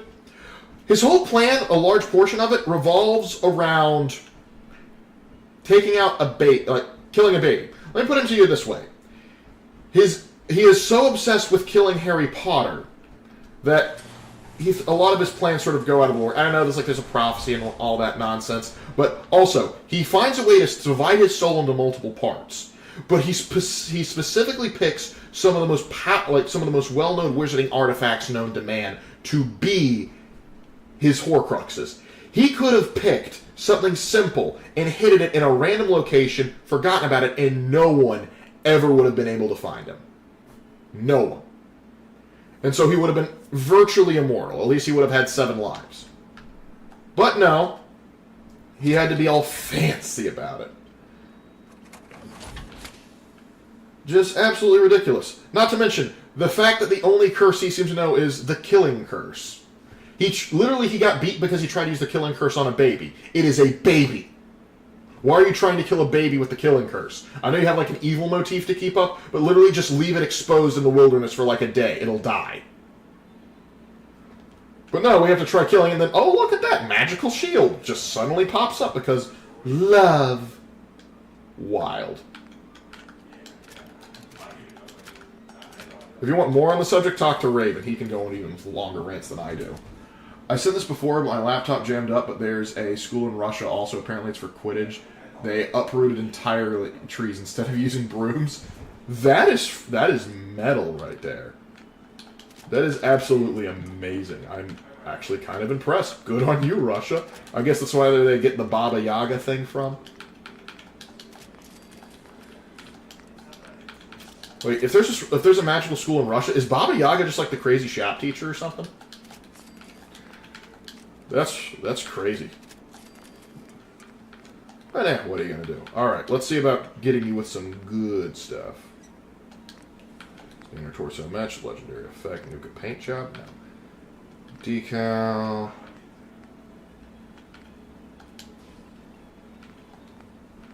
Alright. No material, charisma. Lead painting. What to add? Synth-lined plating. Basic EMP shielding. Ooh. Yeah, we're gonna have prism shielding. That sounds like the most fun.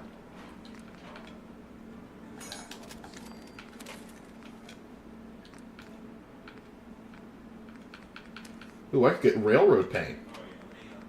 Absolutely not. We're going Minutemen. Because Minutemen is the best.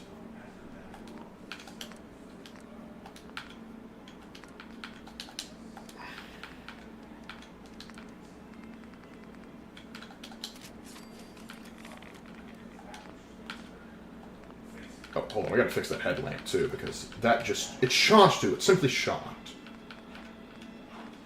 Red Tactical. Because we like things to be fun here.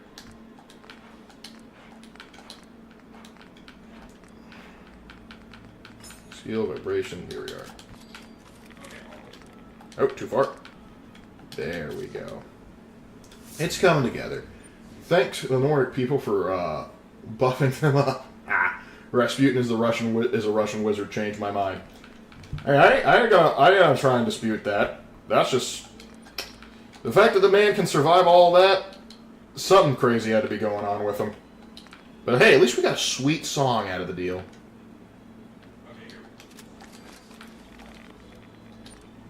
Okay, so now that half is Minutemen ready. Now we need this half to be Minutemen ready. Nope, too much. There we go. Yes. Who would actually give their thing Minutemen paint? I mean, who would actually paint their power armor railroad symbols? Like, you're trying to be subtle. Power armor is the exact opposite of subtle. Whatever. We got some pretty sweet power armor now. It's not as cool as like the T60, but you know, it'll do. It'll do it. It'll do its job. Good stuff. All right, now time to see if I can't build Cornbot.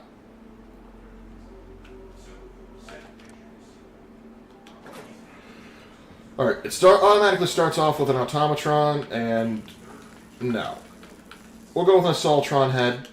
That makes more sense to me. Head armor. We'll do the head factory armor for now. Eventually we're going to get some better armor. Protectron torso. What else we got? Mr. Handy torso. We'll keep this for now. Ah, this is disappointing. We're going to have to modify him later, because when we take out the Rust Devils, we're going to get some better mods. And so he'll come together a little bit more later.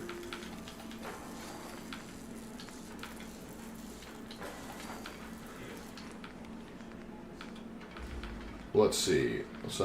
Yeah, the Skull Mace will work just fine. Actually, no, wait. What else we got? Protectron automatic laser, nail gun, sniper laser. Yeah, I'll give him the sniper laser. Legs, absolutely not. What else we got? We'll keep the Protectron legs for now, because those will be replaced.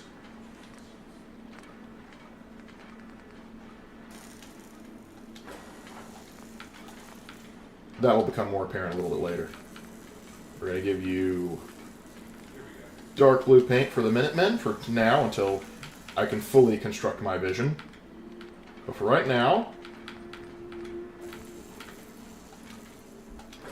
you will do. You certainly know your way around a workbench. Automatron 95, you are not quite perfected yet, but you will be. Oh, you will be. Now, to take out the Rust Devils and get the good stuff. Yeah, I'm gonna want my power armor for this. This is gonna be a rough fight. Adeptus Mechanicus eat your heart out. If only there was a Scutari mod.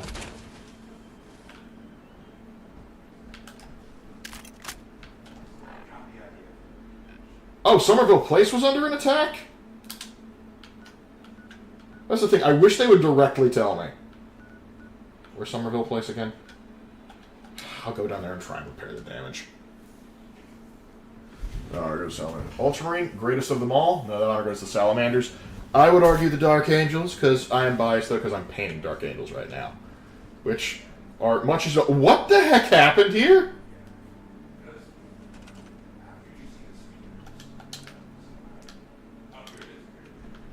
Like, they just came in and shredded the crops. What attacked? Oh, good lord. They ripped this place a new one. And I don't have... Wait, do I not have a supply line set up here? There's no supply line set up here. No wonder they got fricked. Oh, we gotta fix this post-haste. Oberlin Station, you should have somebody you can spare. You think the Tech Priest saw Gyro Jet and improved it to make the first bolter? Who can say? I'm so surprised the game you're not able to craft power armor in the very late game. Well, if the Brotherhood can do it, so should you. You're in the late game. Yeah, that would make sense. Anyway, fellas.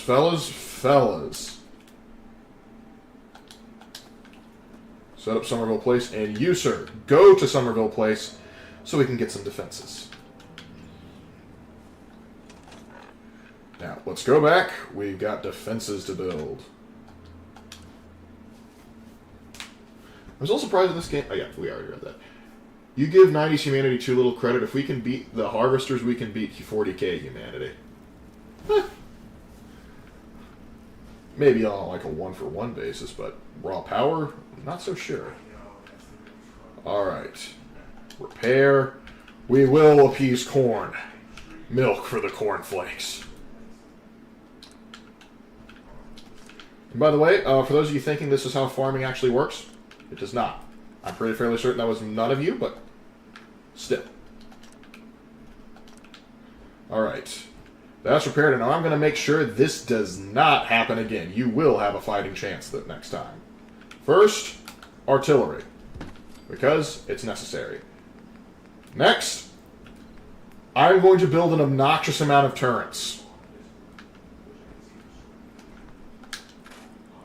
You don't have the stuff for that, so yeah. Since this is so far out, we're going to build a certifiable bunker over here. They will pity any fool that tries to attack this location again is going to regret the day they were born. I am going to pump so much nonsense into this project. Why? Because I don't like having my time wasted with, oh yeah, by the way, this place got attacked. They will be able to ride by their own merits because I will build them a fortress. Just issue the U.S. Marines some las guns and let them have fun. Oh, buddy, like we'd have entire barracks burning down because of that. But you know what? They deserve some fun. Let them have some fun. All right.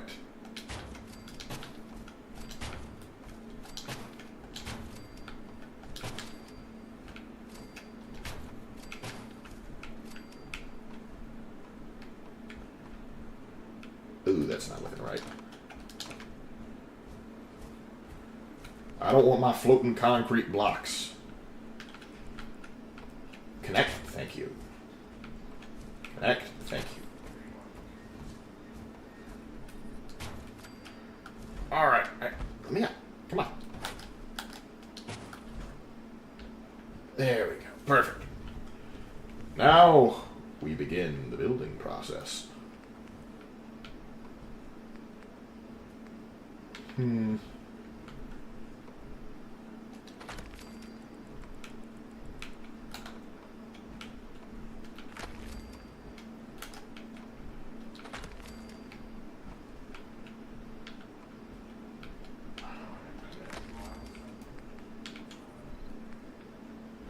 Right, gotta have some murder holes.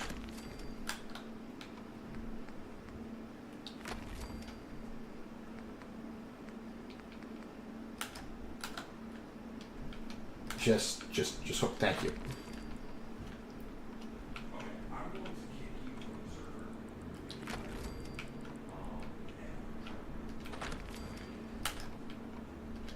I apologize, but this requires a steadied hand to make sure that this works just right. Because, like I said, I am building a bunker. Alright. We're under attack by who? Some guys calling themselves the Fire Nation. Like, I'm about to erase you from history and Victoria. Yes, where is that house building thing when we need it? And I need my stairs. Hook up. Come on, hook up. There we go. Perfect. Alright, now I need to build roofs.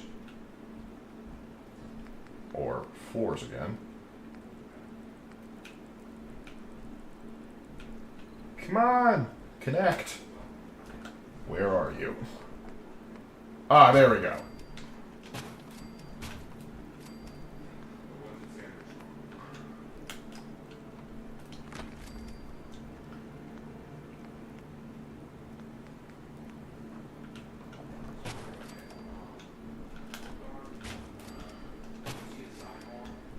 There we go. Yes, it's all coming together. I never did and never will understand the Naruto Hinata romance and Boruto, as both Part 1 and Part 2 you barely acknowledge her existence. I am okay with it for the sole reason that the other option was Sakura, and that made even less sense because she was an unlikable bitch. So that is my justification for that. Now, but Hinata, at least there was a connection there. She did have a crush on him. Now, granted, it wasn't well written, because Kishimoto, I just don't think, knows how to write romances to save his life, and I'm not going to get on him too hard. I am no master romance writer myself. But I'm just saying, he could have done better. He could have done better. I don't know, maybe he couldn't. Who can say? Memory's such a fickle thing. For those of you that are Traz and the Infinite fans. Yeah, you know, I'll put another murder hole window right here. Perfect. Alright. 2 stories of whoop ass right here. Alright, you know, let's put up an actual thing for it to go to first. Shack. Or floor. Thank you.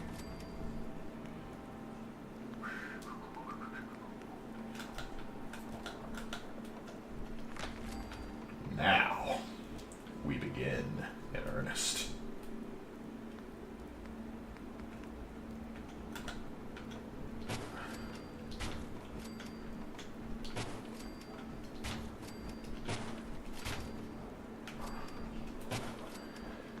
Outstanding.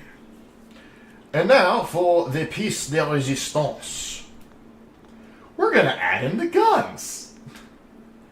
Because I want them all to know that they have made a incredibly poor choice in attacking my settlements. What's sad is that they can argue that Percy Jackson universe has a better world building than Harry Potter. Well, the benefit to Percy Jackson is you don't have to work that hard. Literally just copy and paste Greek mythology and say, well, what if it continued to exist? That's literally how that works. That's all you gotta worry about there. Just throw in some Greek myths. Come on. Cooperate with me. Now, heavy laser turrets, don't mind if I do. Will this break the game? Maybe. I don't care. They fricked with my settlements.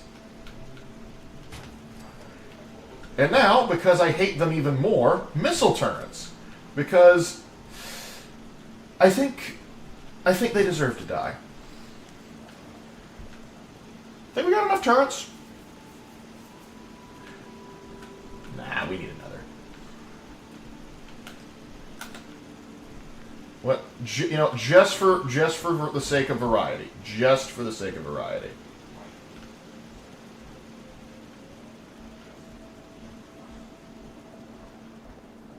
There, in case they get close. There, that is 163 levels of defense, and it's about to go higher.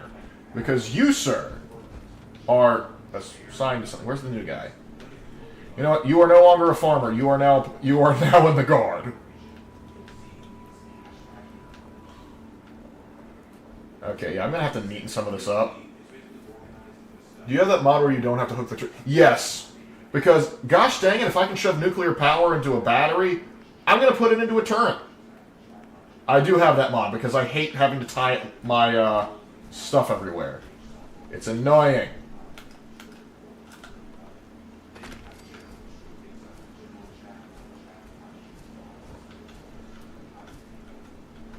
I should have done this earlier, but whatever. There. Looks a little bit nicer this way. Also, less room for rainwater to fill in. And someday when I get even smaller turrets. Alright. Again. Far more aesthetically pleasing.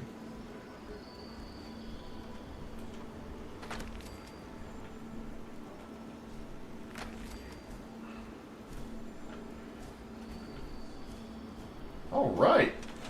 We have got ourselves a little bunker.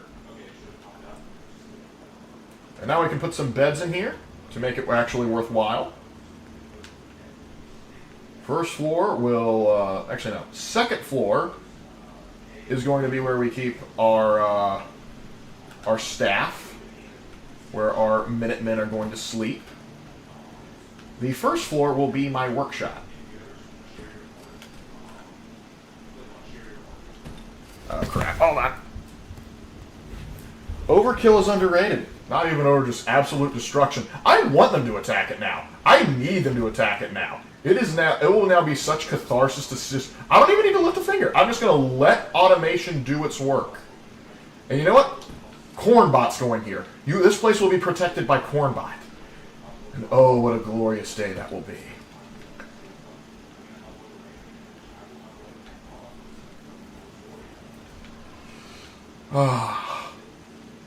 This is amazing. I am pleased with myself.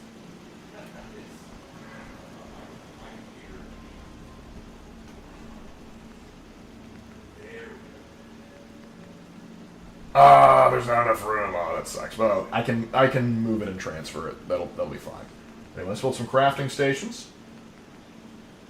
Ammunition workbench. That doesn't work. Doesn't work. Doesn't work. Chemistry station. Yes, that does work. So I'm going to put you right here. Cooking station.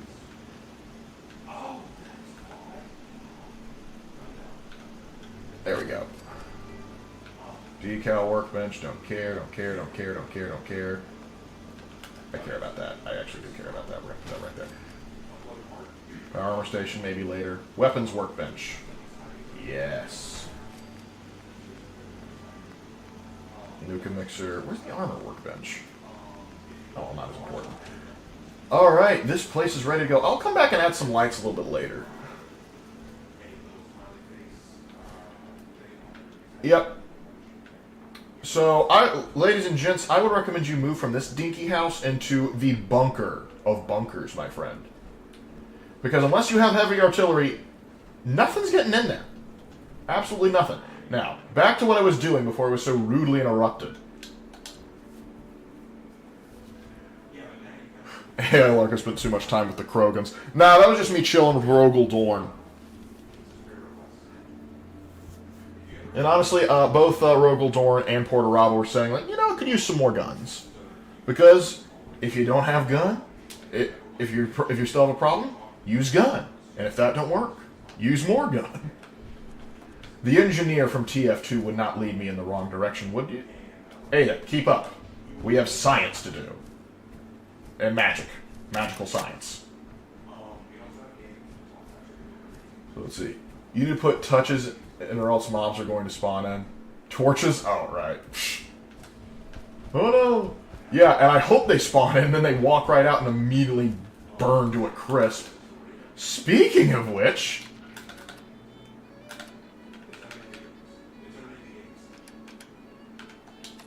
do I have a stealth boy? I do have a stealth boy.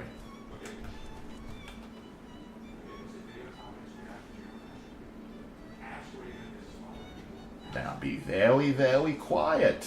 I'm hunting weetards. Ah. Actually, that's not fair. Raiders don't deserve that moniker. They deserve far worse. They don't see me. They do see Ada, though. You moron.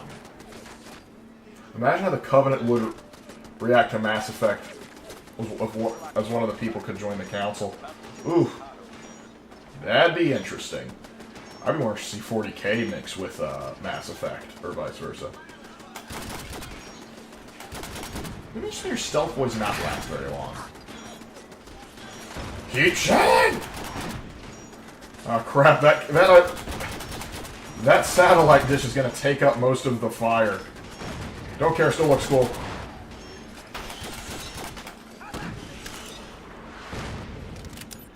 Now, Mr. Handy, I know you're not programmed properly, but you deserve what you get.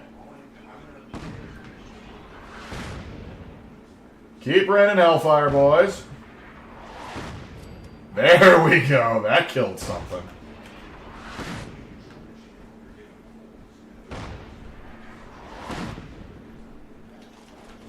Feeling better there, sweetie?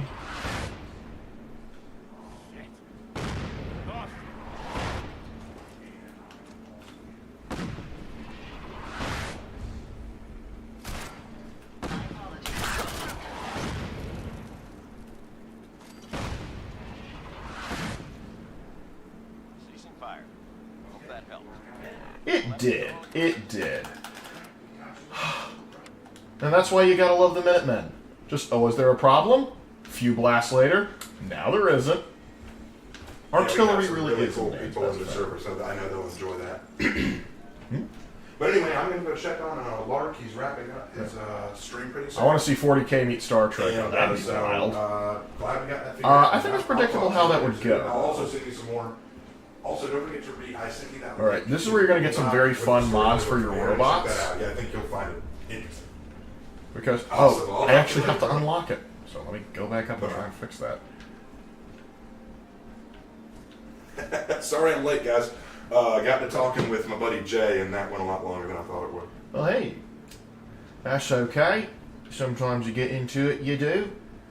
We've been ragging on Harry Potter and Naruto the entire time. Oh, well, I'm sorry I missed that. Arcan will forever be better than Abaddon. Yeah, but low bar. I need something to drink. If y'all have any questions or things for me... Get me something, too. What? If you could get me something, too. Sure. What are you looking for? Gatorade? Or which one? A dealer's choice. Does Raven know we can hear him? Yeah, he does. Yeah, I was just saying.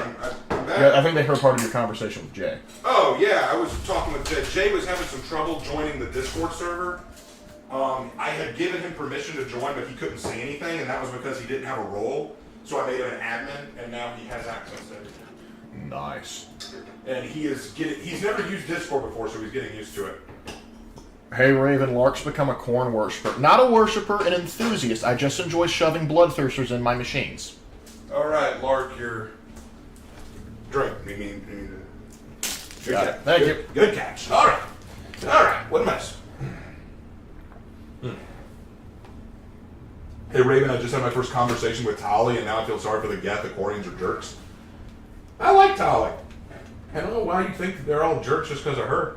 Because Jedi just is contractually obligated to mess with you about the Quarians. 'Tis the nature of the beast. Alright.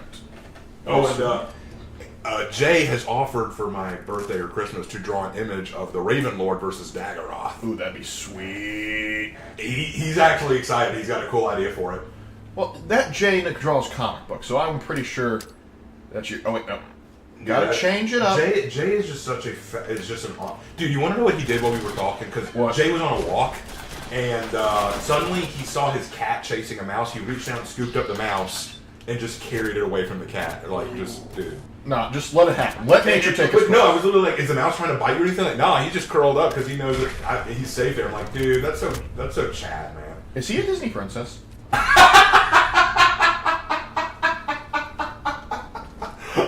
Okay, I need to message him and tell him he said that. Hold on. These are questions that need answers. Cold. Like, does he break out into song when he walks through the forest? Just, I have to know. Lark went on a lengthy rant about Naruto. Me? Oh, I can do that too. Yeah, speaking of which, would you care to explain your problems with Voldemort's backstory? Because they were asking my qualms with it, and I said, Raven can probably give a better... But that was his backstory, about his evil plan.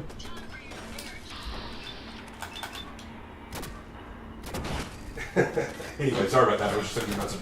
Voldemort's whole plan and background makes so little sense to me. It's all just the whining of a teenager, in my opinion. Just, my daddy and mommy weren't good for each other, and I was an orphan, so that gives me a license to destroy the world. Angst. It's all angst. That's what Harry Potter comes down to. It's angst. And his evil plan, just destroy Harry Potter, destroy Hogwarts, destroy Muggles. Okay.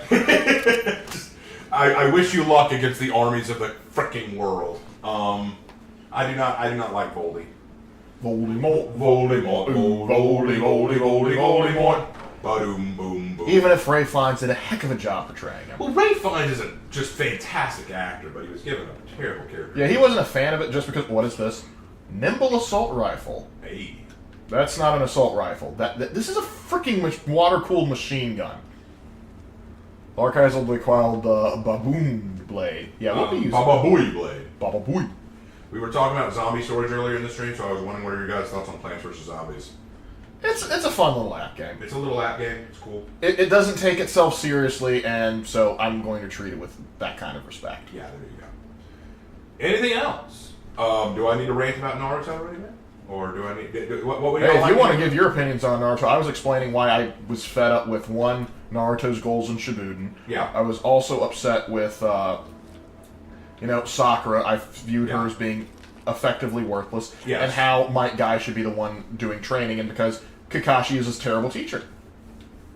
Let's be real. He only teaches Sasuke. Agreed. I like this. Voldemort couldn't win because he didn't understand love. Ravenlock frees a voice. That's stupid! You're stupid! Stop being stupid! Or maybe I'm just being magical. No, you're not! God, it's like you use words you hear randomly to try to sound smarter. Now you're just being transcendent.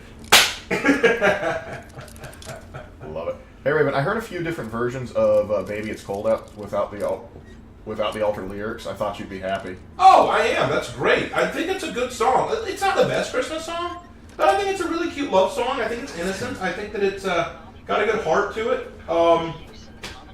Look, here's the thing. I wouldn't even care so much about the song if it wasn't for the fact that people seem to hate it. It's like, why do you hate it? It's innocent. It's fine. It's cute. It's adorable. It's a lady playing coy and a guy begging for her attention.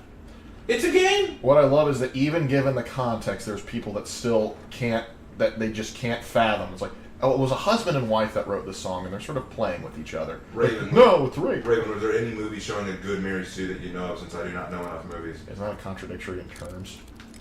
I don't know any movies that show good Mary Sues. I know good stories that can have very powerful or unstoppable characters. Like, I would argue that Superman is something of a Gary Stu. I would argue that Saitama from One Punch Man is something of a Gary Stu. And those are good. But I think that the idea of Mary Sues is in it. Mary Sues are flawed characters. Therefore, usually the product will be flawed. No freaking way. Oh, Lark. Get it. I know I just dropped a lot of energy and effort onto this, and I'm going to kill you if you break another lockpick. Lark, what are your thoughts on Hell of a Boss and Has Been Hotel? Do you agree with Raven? Yep. Yep, pretty much. I would think so. Has Been Hotel and Hell of a Boss. It's never appealed so much for me, and I promise I will be back for this. Mary Poppins, Jedi Knight, you're right. Mary Poppins is a good example of a Mary Sue. Well, But that's the point. The focus on her wasn't the fact Mary Poppins really wasn't the main character. The kids were. Mm-hmm. The focus wasn't on that; it was on the kids, and that's where it should be. Now, Well, actually, the original writer said that the main character was Mr. Banks. oh yeah, you got that too. So she's more of the mentor figure than she is the actual, teacher. Right. I always get trapped in here. I always do. And oh, thank goodness, I have a place I can set this up.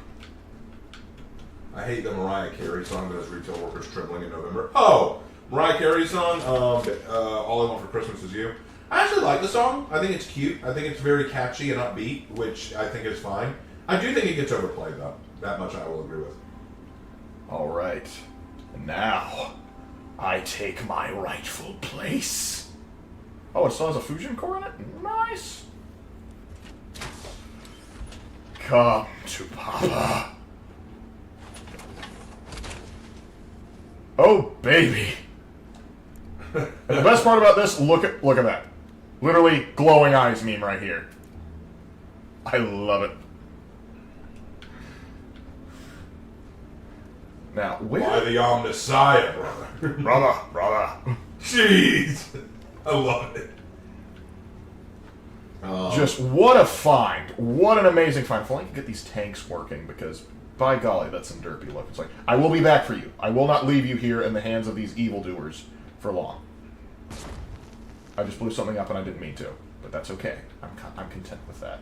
I am content. I hate the layout of this place. I always get lost. Anyway.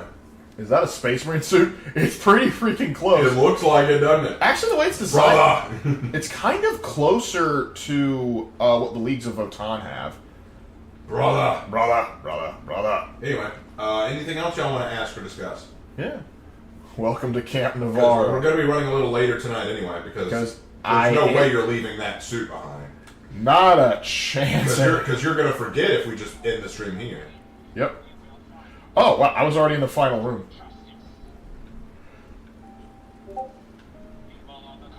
Oh, I got a message. Hold on. Is it Jay? Did he finally get on? Gotta crack this bad boy open and done.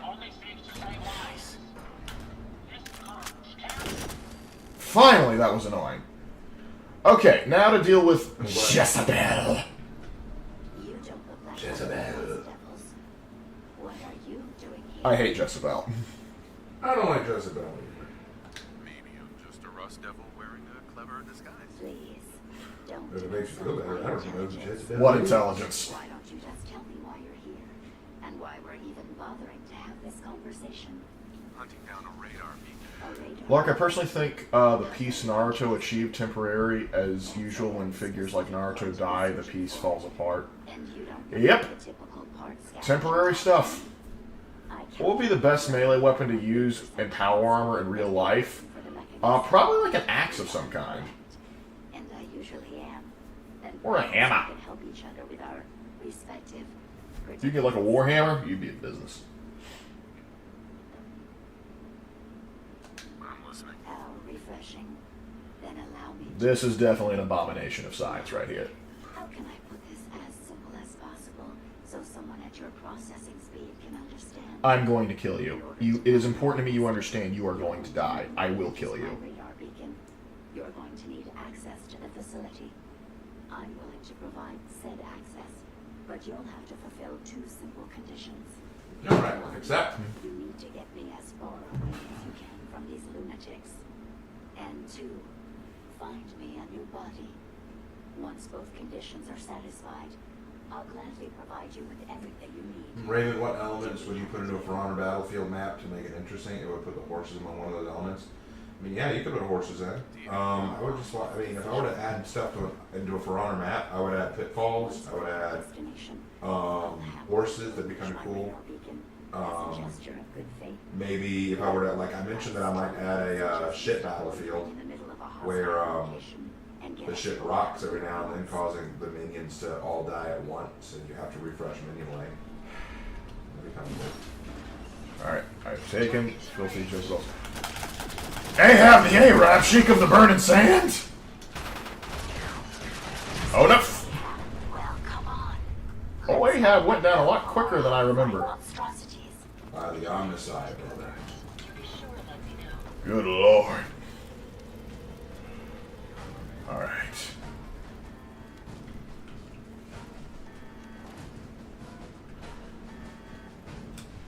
Where are the rest of your robots?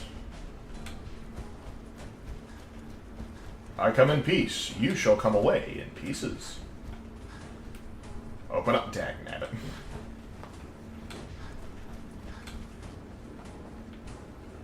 They've locked me in.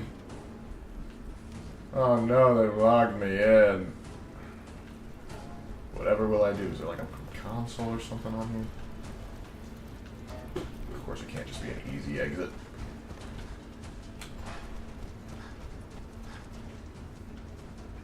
You do have a laser bolt, Lark. Soon the Necrons won't stand a chance. I would not want to try and test this against the Necrons. Because those plasteel motherfuckers can be some tough customers. Or, to quote another sci-fi franchise, those clankers have some tough armor! Really? That's all that did? There's no exit there? Well, that's just a bummer. Is it a bummer? I believe Heidegger once said. That's great, Raven. Okay. Not good. Okay, I blew that up. You may have killed the boss too quick. Did I? Was he supposed to do something and I inadvertently, No, I'm pretty sure they wouldn't do that. They better not do that. That'd be hilarious, though. Oh, I hear peasants that need to die.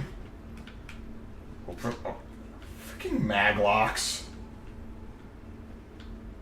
Thoughts on Armored Core? I don't know. I haven't played it. I heard it's basically Dark Soul, but with mechs, which... Well, if y'all just want to do this, I may do my own thing for a little while. I am okay, we'll pull up a map. I don't really have time to work on the minis right now. I was gone longer than I thought I would, so I may do some gaming of my own. I gotta be over here. I gotta get over here somehow. So what the heck am I doing?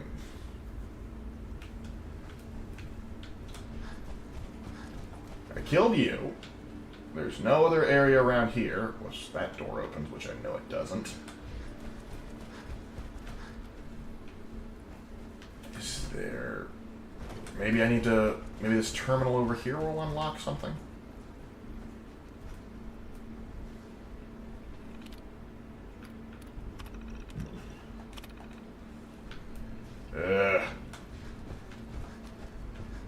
That is very annoying. I think I might be legitimately trapped in here, but no, I've gotten out of here before. Oh, hold on, let me level up first.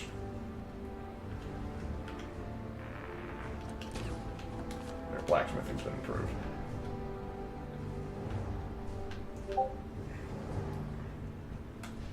Raven, Lark, will you post your minis on Discord? I can post what I have. We'll see. I will warn you in advance, I am no expert painter. So they don't look as good as, you know, the more professional stuff. But I think they can technically be classified as battle ready. If that classification still exists. Here we go. Watch the tripwires. I'd rather keep myself intact today, thank you. Hush, Jezebel. I will kill you in my own good time.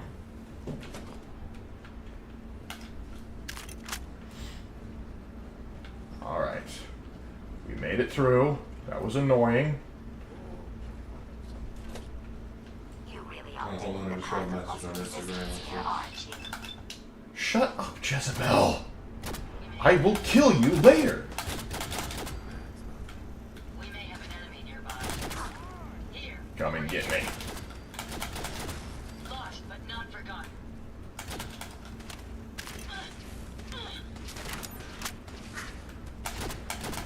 Doing the Mechanicum proud. No more hiding. You are going to die. Huh, you'd think that would have killed it. That's right, Ada. Just get in there and block my shots. Picking up something. Not the alarm. Order will Found them, sir. please stand by.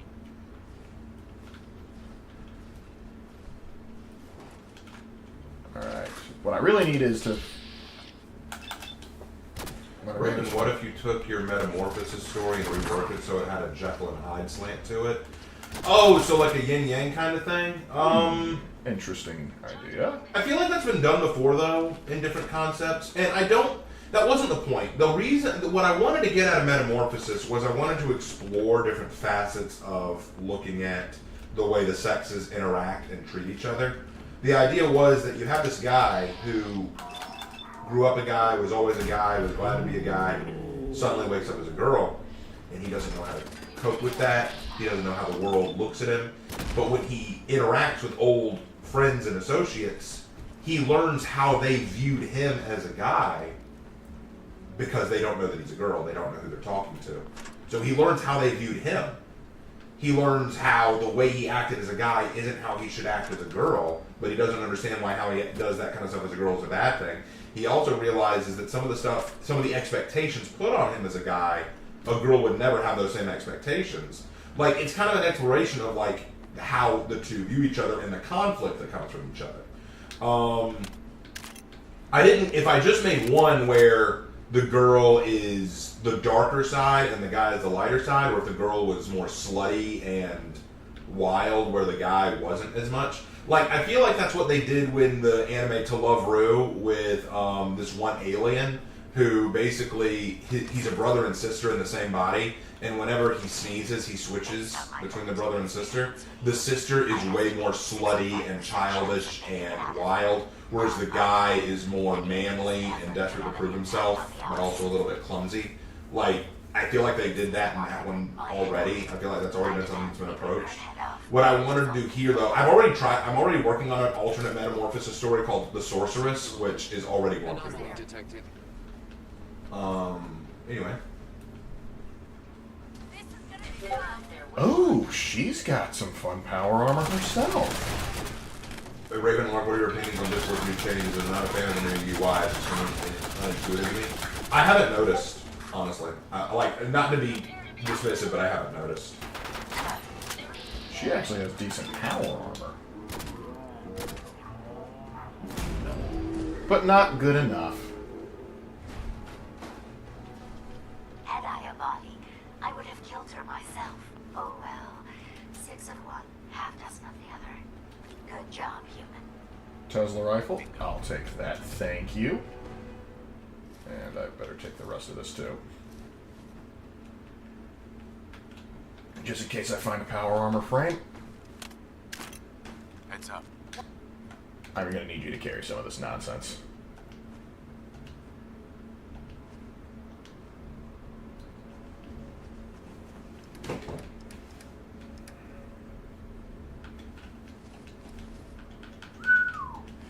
Alright, let's see. So like Launch from the original draft. Launch basically swapped personalities whenever she sneezed. But this character from To Love Ru swapped straight up gender. Like, they were two different people. Yeah, didn't they also have, wasn't that one anime, like, where, like, the werewolf had a similar situation going on? Mm-hmm. Oh, that was in, what was that called? Hold on, let me look up that anime. What was that called? Oh yeah, this is where you can use this as an actual gun. That's kind of wild. It's like the Assaultron blade, though. Oh, Jitsu wa Watashi wa. That was the name of it. Jitsu wa Watashi wa. It's easy for you to say. Well, it translates to actually I am. That's what it means. Jitsu wa Watashi wa means actually I am. And in that, if I recall correctly, you had a werewolf who didn't swap into wolf mode, he swapped between a girl and a guy. But the joke was that the guy, even though he looked wild and crazy and wolf-like, it was actually the girl that was his wolf mode, and she was very slutty. So, yeah. What if you went the other way, have the guy start out as an ass, and then the girl side be sweeter and nicer? So basically make it that, okay, so the guy starts out as a jerk, but then whenever he becomes a girl is actually really nice. That'd be an interesting concept, but then my readers would obviously want him to stay as a girl. And that wasn't the goal. See, that's the thing. That's what turned me off to Metamorphosis, because everyone saw it as a fetish thing. They wanted the character Chase to stay as a girl, to stay Cheryl for the rest of the story, and they were already talking about him getting with, either going lesbian and getting with the girl he liked, or getting hooked up with a guy, or getting pregnant, and all these other things. And I was like, that's not where I want this to go. He's going to turn back, and that kind of ruined the story, because I left it ambiguous for a long time about whether or not he would turn back. But because everyone was like, oh, we don't want him to turn back, we want him to stay. I'm like, no. Finally, I spoiled the ending. He does turn back, and he uses what he learned as a girl to his advantage to fix a lot of the problems in his life. And so I was very disappointed, because I kind of ruined the story here. Hey Raven, do you plan to do other stuff after the Romans letters? Yes, I do. Hey Raven, where can I watch Rondo and Half? There's a website called Watch Cartoons Online. You can watch it there. Yep. You can also watch it on Amazon Prime. Amazon Prime carries all the episodes. I like how people use Jekyll and Hyde for alternate personalities when it was a guy using a potion to do whatever he wants without consequences. Yeah, you're not wrong, but many people use Jekyll and Hyde in terms of a horror concept now, so it makes sense. But what I'm doing with the Sorceress, I think works well. Like, Lark, you like the way the Sorceress is going, right? Sorry? I said you like the way the Sorceress is going, right? Like, yeah. Yeah, like, I feel like that. I feel like as a follow-up to Metamorphosis, the Sorceress works well. Yeah. But yeah, the Sorceress, I think, has some potential, and I think it has a bit more of a zany twist to it than Metamorphosis that'll kind of set things on ease. Well, Metamorphosis was more of a slice of life setup. If you were to make it into an anime, it's more slice of life. The Sorceress is more of a fantasy adventure. Mm-hmm.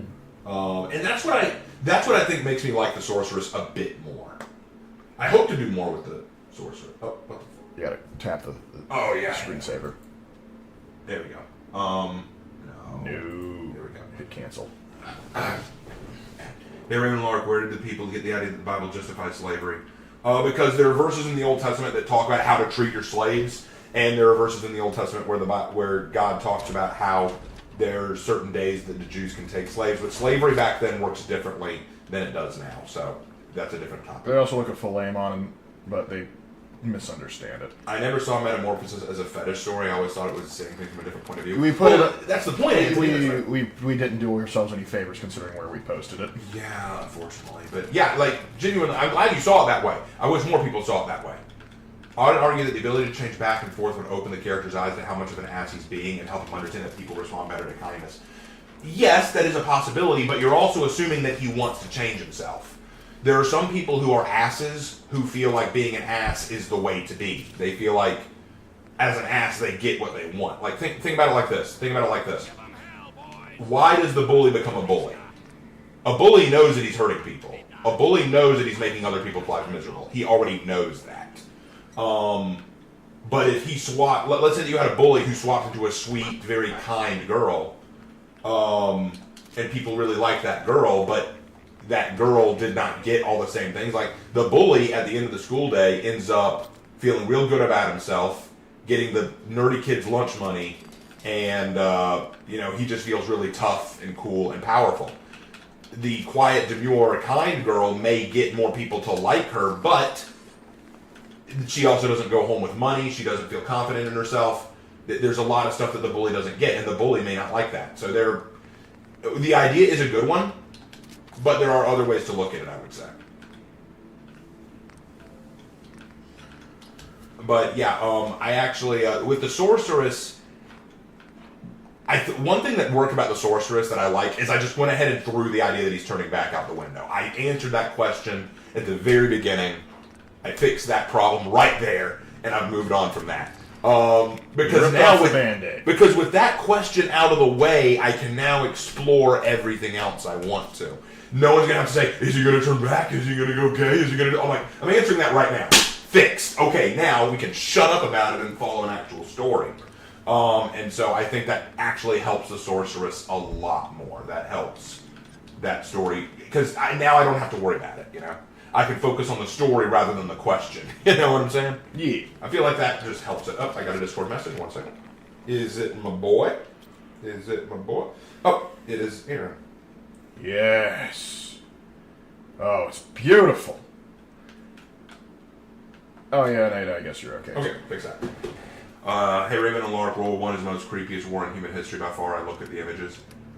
Yeah, It has some creepy moments, definitely. I just like the perspective and aspect of the two sides of Metamorphosis.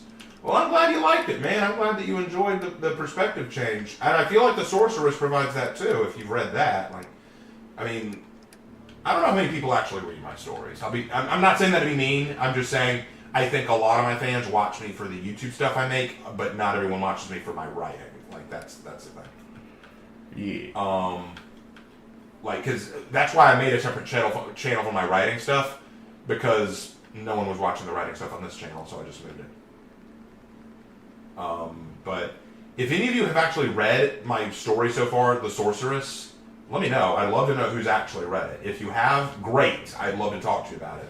If you haven't, well, I'm not forcing you, but it would be nice. Because it'd be funny. I've had people do that. I read your stories, Raven. Oh, have you read The Sorceress? No. Oh, have you read Monster Club? No. Have you read The Tale of Tomiki? No. What have you read? For Honor and Glory. Okay, that's on the YouTube channel. What have you read for me? Let me get back to you. Let me get back to you on that. Hey, Raven, how many more minis do you have left to paint? I don't know. I think there are 11, so I think 9. Hey, Raven and Lark, thank you both for the streams. I know I say it every time, but I really mean it because it's a joy to hear you guys. Well, you're welcome. We appreciate having you guys around. It's a joy. I can see that. Another issue with my idea is some trans people would probably get mad because they think you tried to capitalize on their plight on something stupid like that. That's a sad thing. It's so hard to write transformation fiction or fiction that involves transformation like this without people jumping on the political bandwagon or the socio-political bandwagon. I'm like, you can't write about a guy getting turned into a girl without someone either taking it as a fetish thing or something as a political activism thing. And I'm like, there was a time when you could write this stuff and it would just make for creative story. Like, remember Ranma 1/2? Good lord. You couldn't make that today. Where can I find it? It's on my DeviantArt account. For you, moron. I'd like to follow your writing more, but I'm busy. I actually have a response to that, but I'm not going to say it. It would make me sound very mean. Okay, you know what? I will say it. Why are you here? What now? Like, the response, I follow your writing more, but I'm busy. It's like, and yet you can watch my YouTube videos and follow our streams, and you can, yeah. It's like, no, sorry. Like that, no. I suppose it is easier to have something playing in the background. That is. Yes, that I admit that is easier, but you didn't have to say that. Like, imagine saying that for something else. Hey, I have a birthday party coming up. Would you yell at him? I would, but I'm busy. Never makes me feel good. Raven, I got an idea. Do you think you could try to do a calling out stories leading towards the story mode events of For Honor? Interesting concept. An interesting idea. I could think on that. I just want a werewolf story where the person is only in control while in the wolf form. Tell me everything you know about the Okay. Now there's a fascinating People, is he going to do this? Is he going to do that? Raven, let me work my magic. Like, literally. I mean, if the transformation is permanent, it would eventually control the life and form. Personally, I enjoy your Death Diary series, Raven, and it is incredible. Well, thank you. Thank you. I'm glad you like him. I knew there was some good left inside that brain. What you call good, I call the Mechanist instructed me by my calculations. The easiest way, it's the most. So you wanted to kill human life. You don't understand the word help. You don't help people by killing them. That's insane. I help myself by killing them. Assisting a human to the best of my abilities only affords a 25% survival rate. That means there's a 75% chance that despite my efforts, the human I'm assisting will die from something. Yeah, so basically the story with these things is the robo-brains were being controlled by the mechanists to go out and try and help people, but they figured, that's too hard to do, so we'll just kill them instead. It's actually quite elementary. Hey, Lark, if you could have the Space Marines invade a fictional universe, what would it be? I would love to see the Space Marines fight the Covenant. I think that'd be amazing to watch. And you're going to be a brain. Yeah, I even showed my teacher and she's interested as well. Access Glad the she is. Mechanisms facility. There's no Why are Lycans so weak in D&D? They're simple, really. In order to I just because I think vampires just get more attention. Yeah. And so they just don't put as much resource to it. I'm sure somebody's homebrewed something better. Void device. There. I fulfilled my portion of our agreement. Perhaps I'll remain here for a while and see how things resolve between yourself and the Mechanist. Purely for my own amusement. I'm gonna kill you. I suspect you'll have quite a tale to tell once you return. But then again, I'd be surprised if you ever return at all.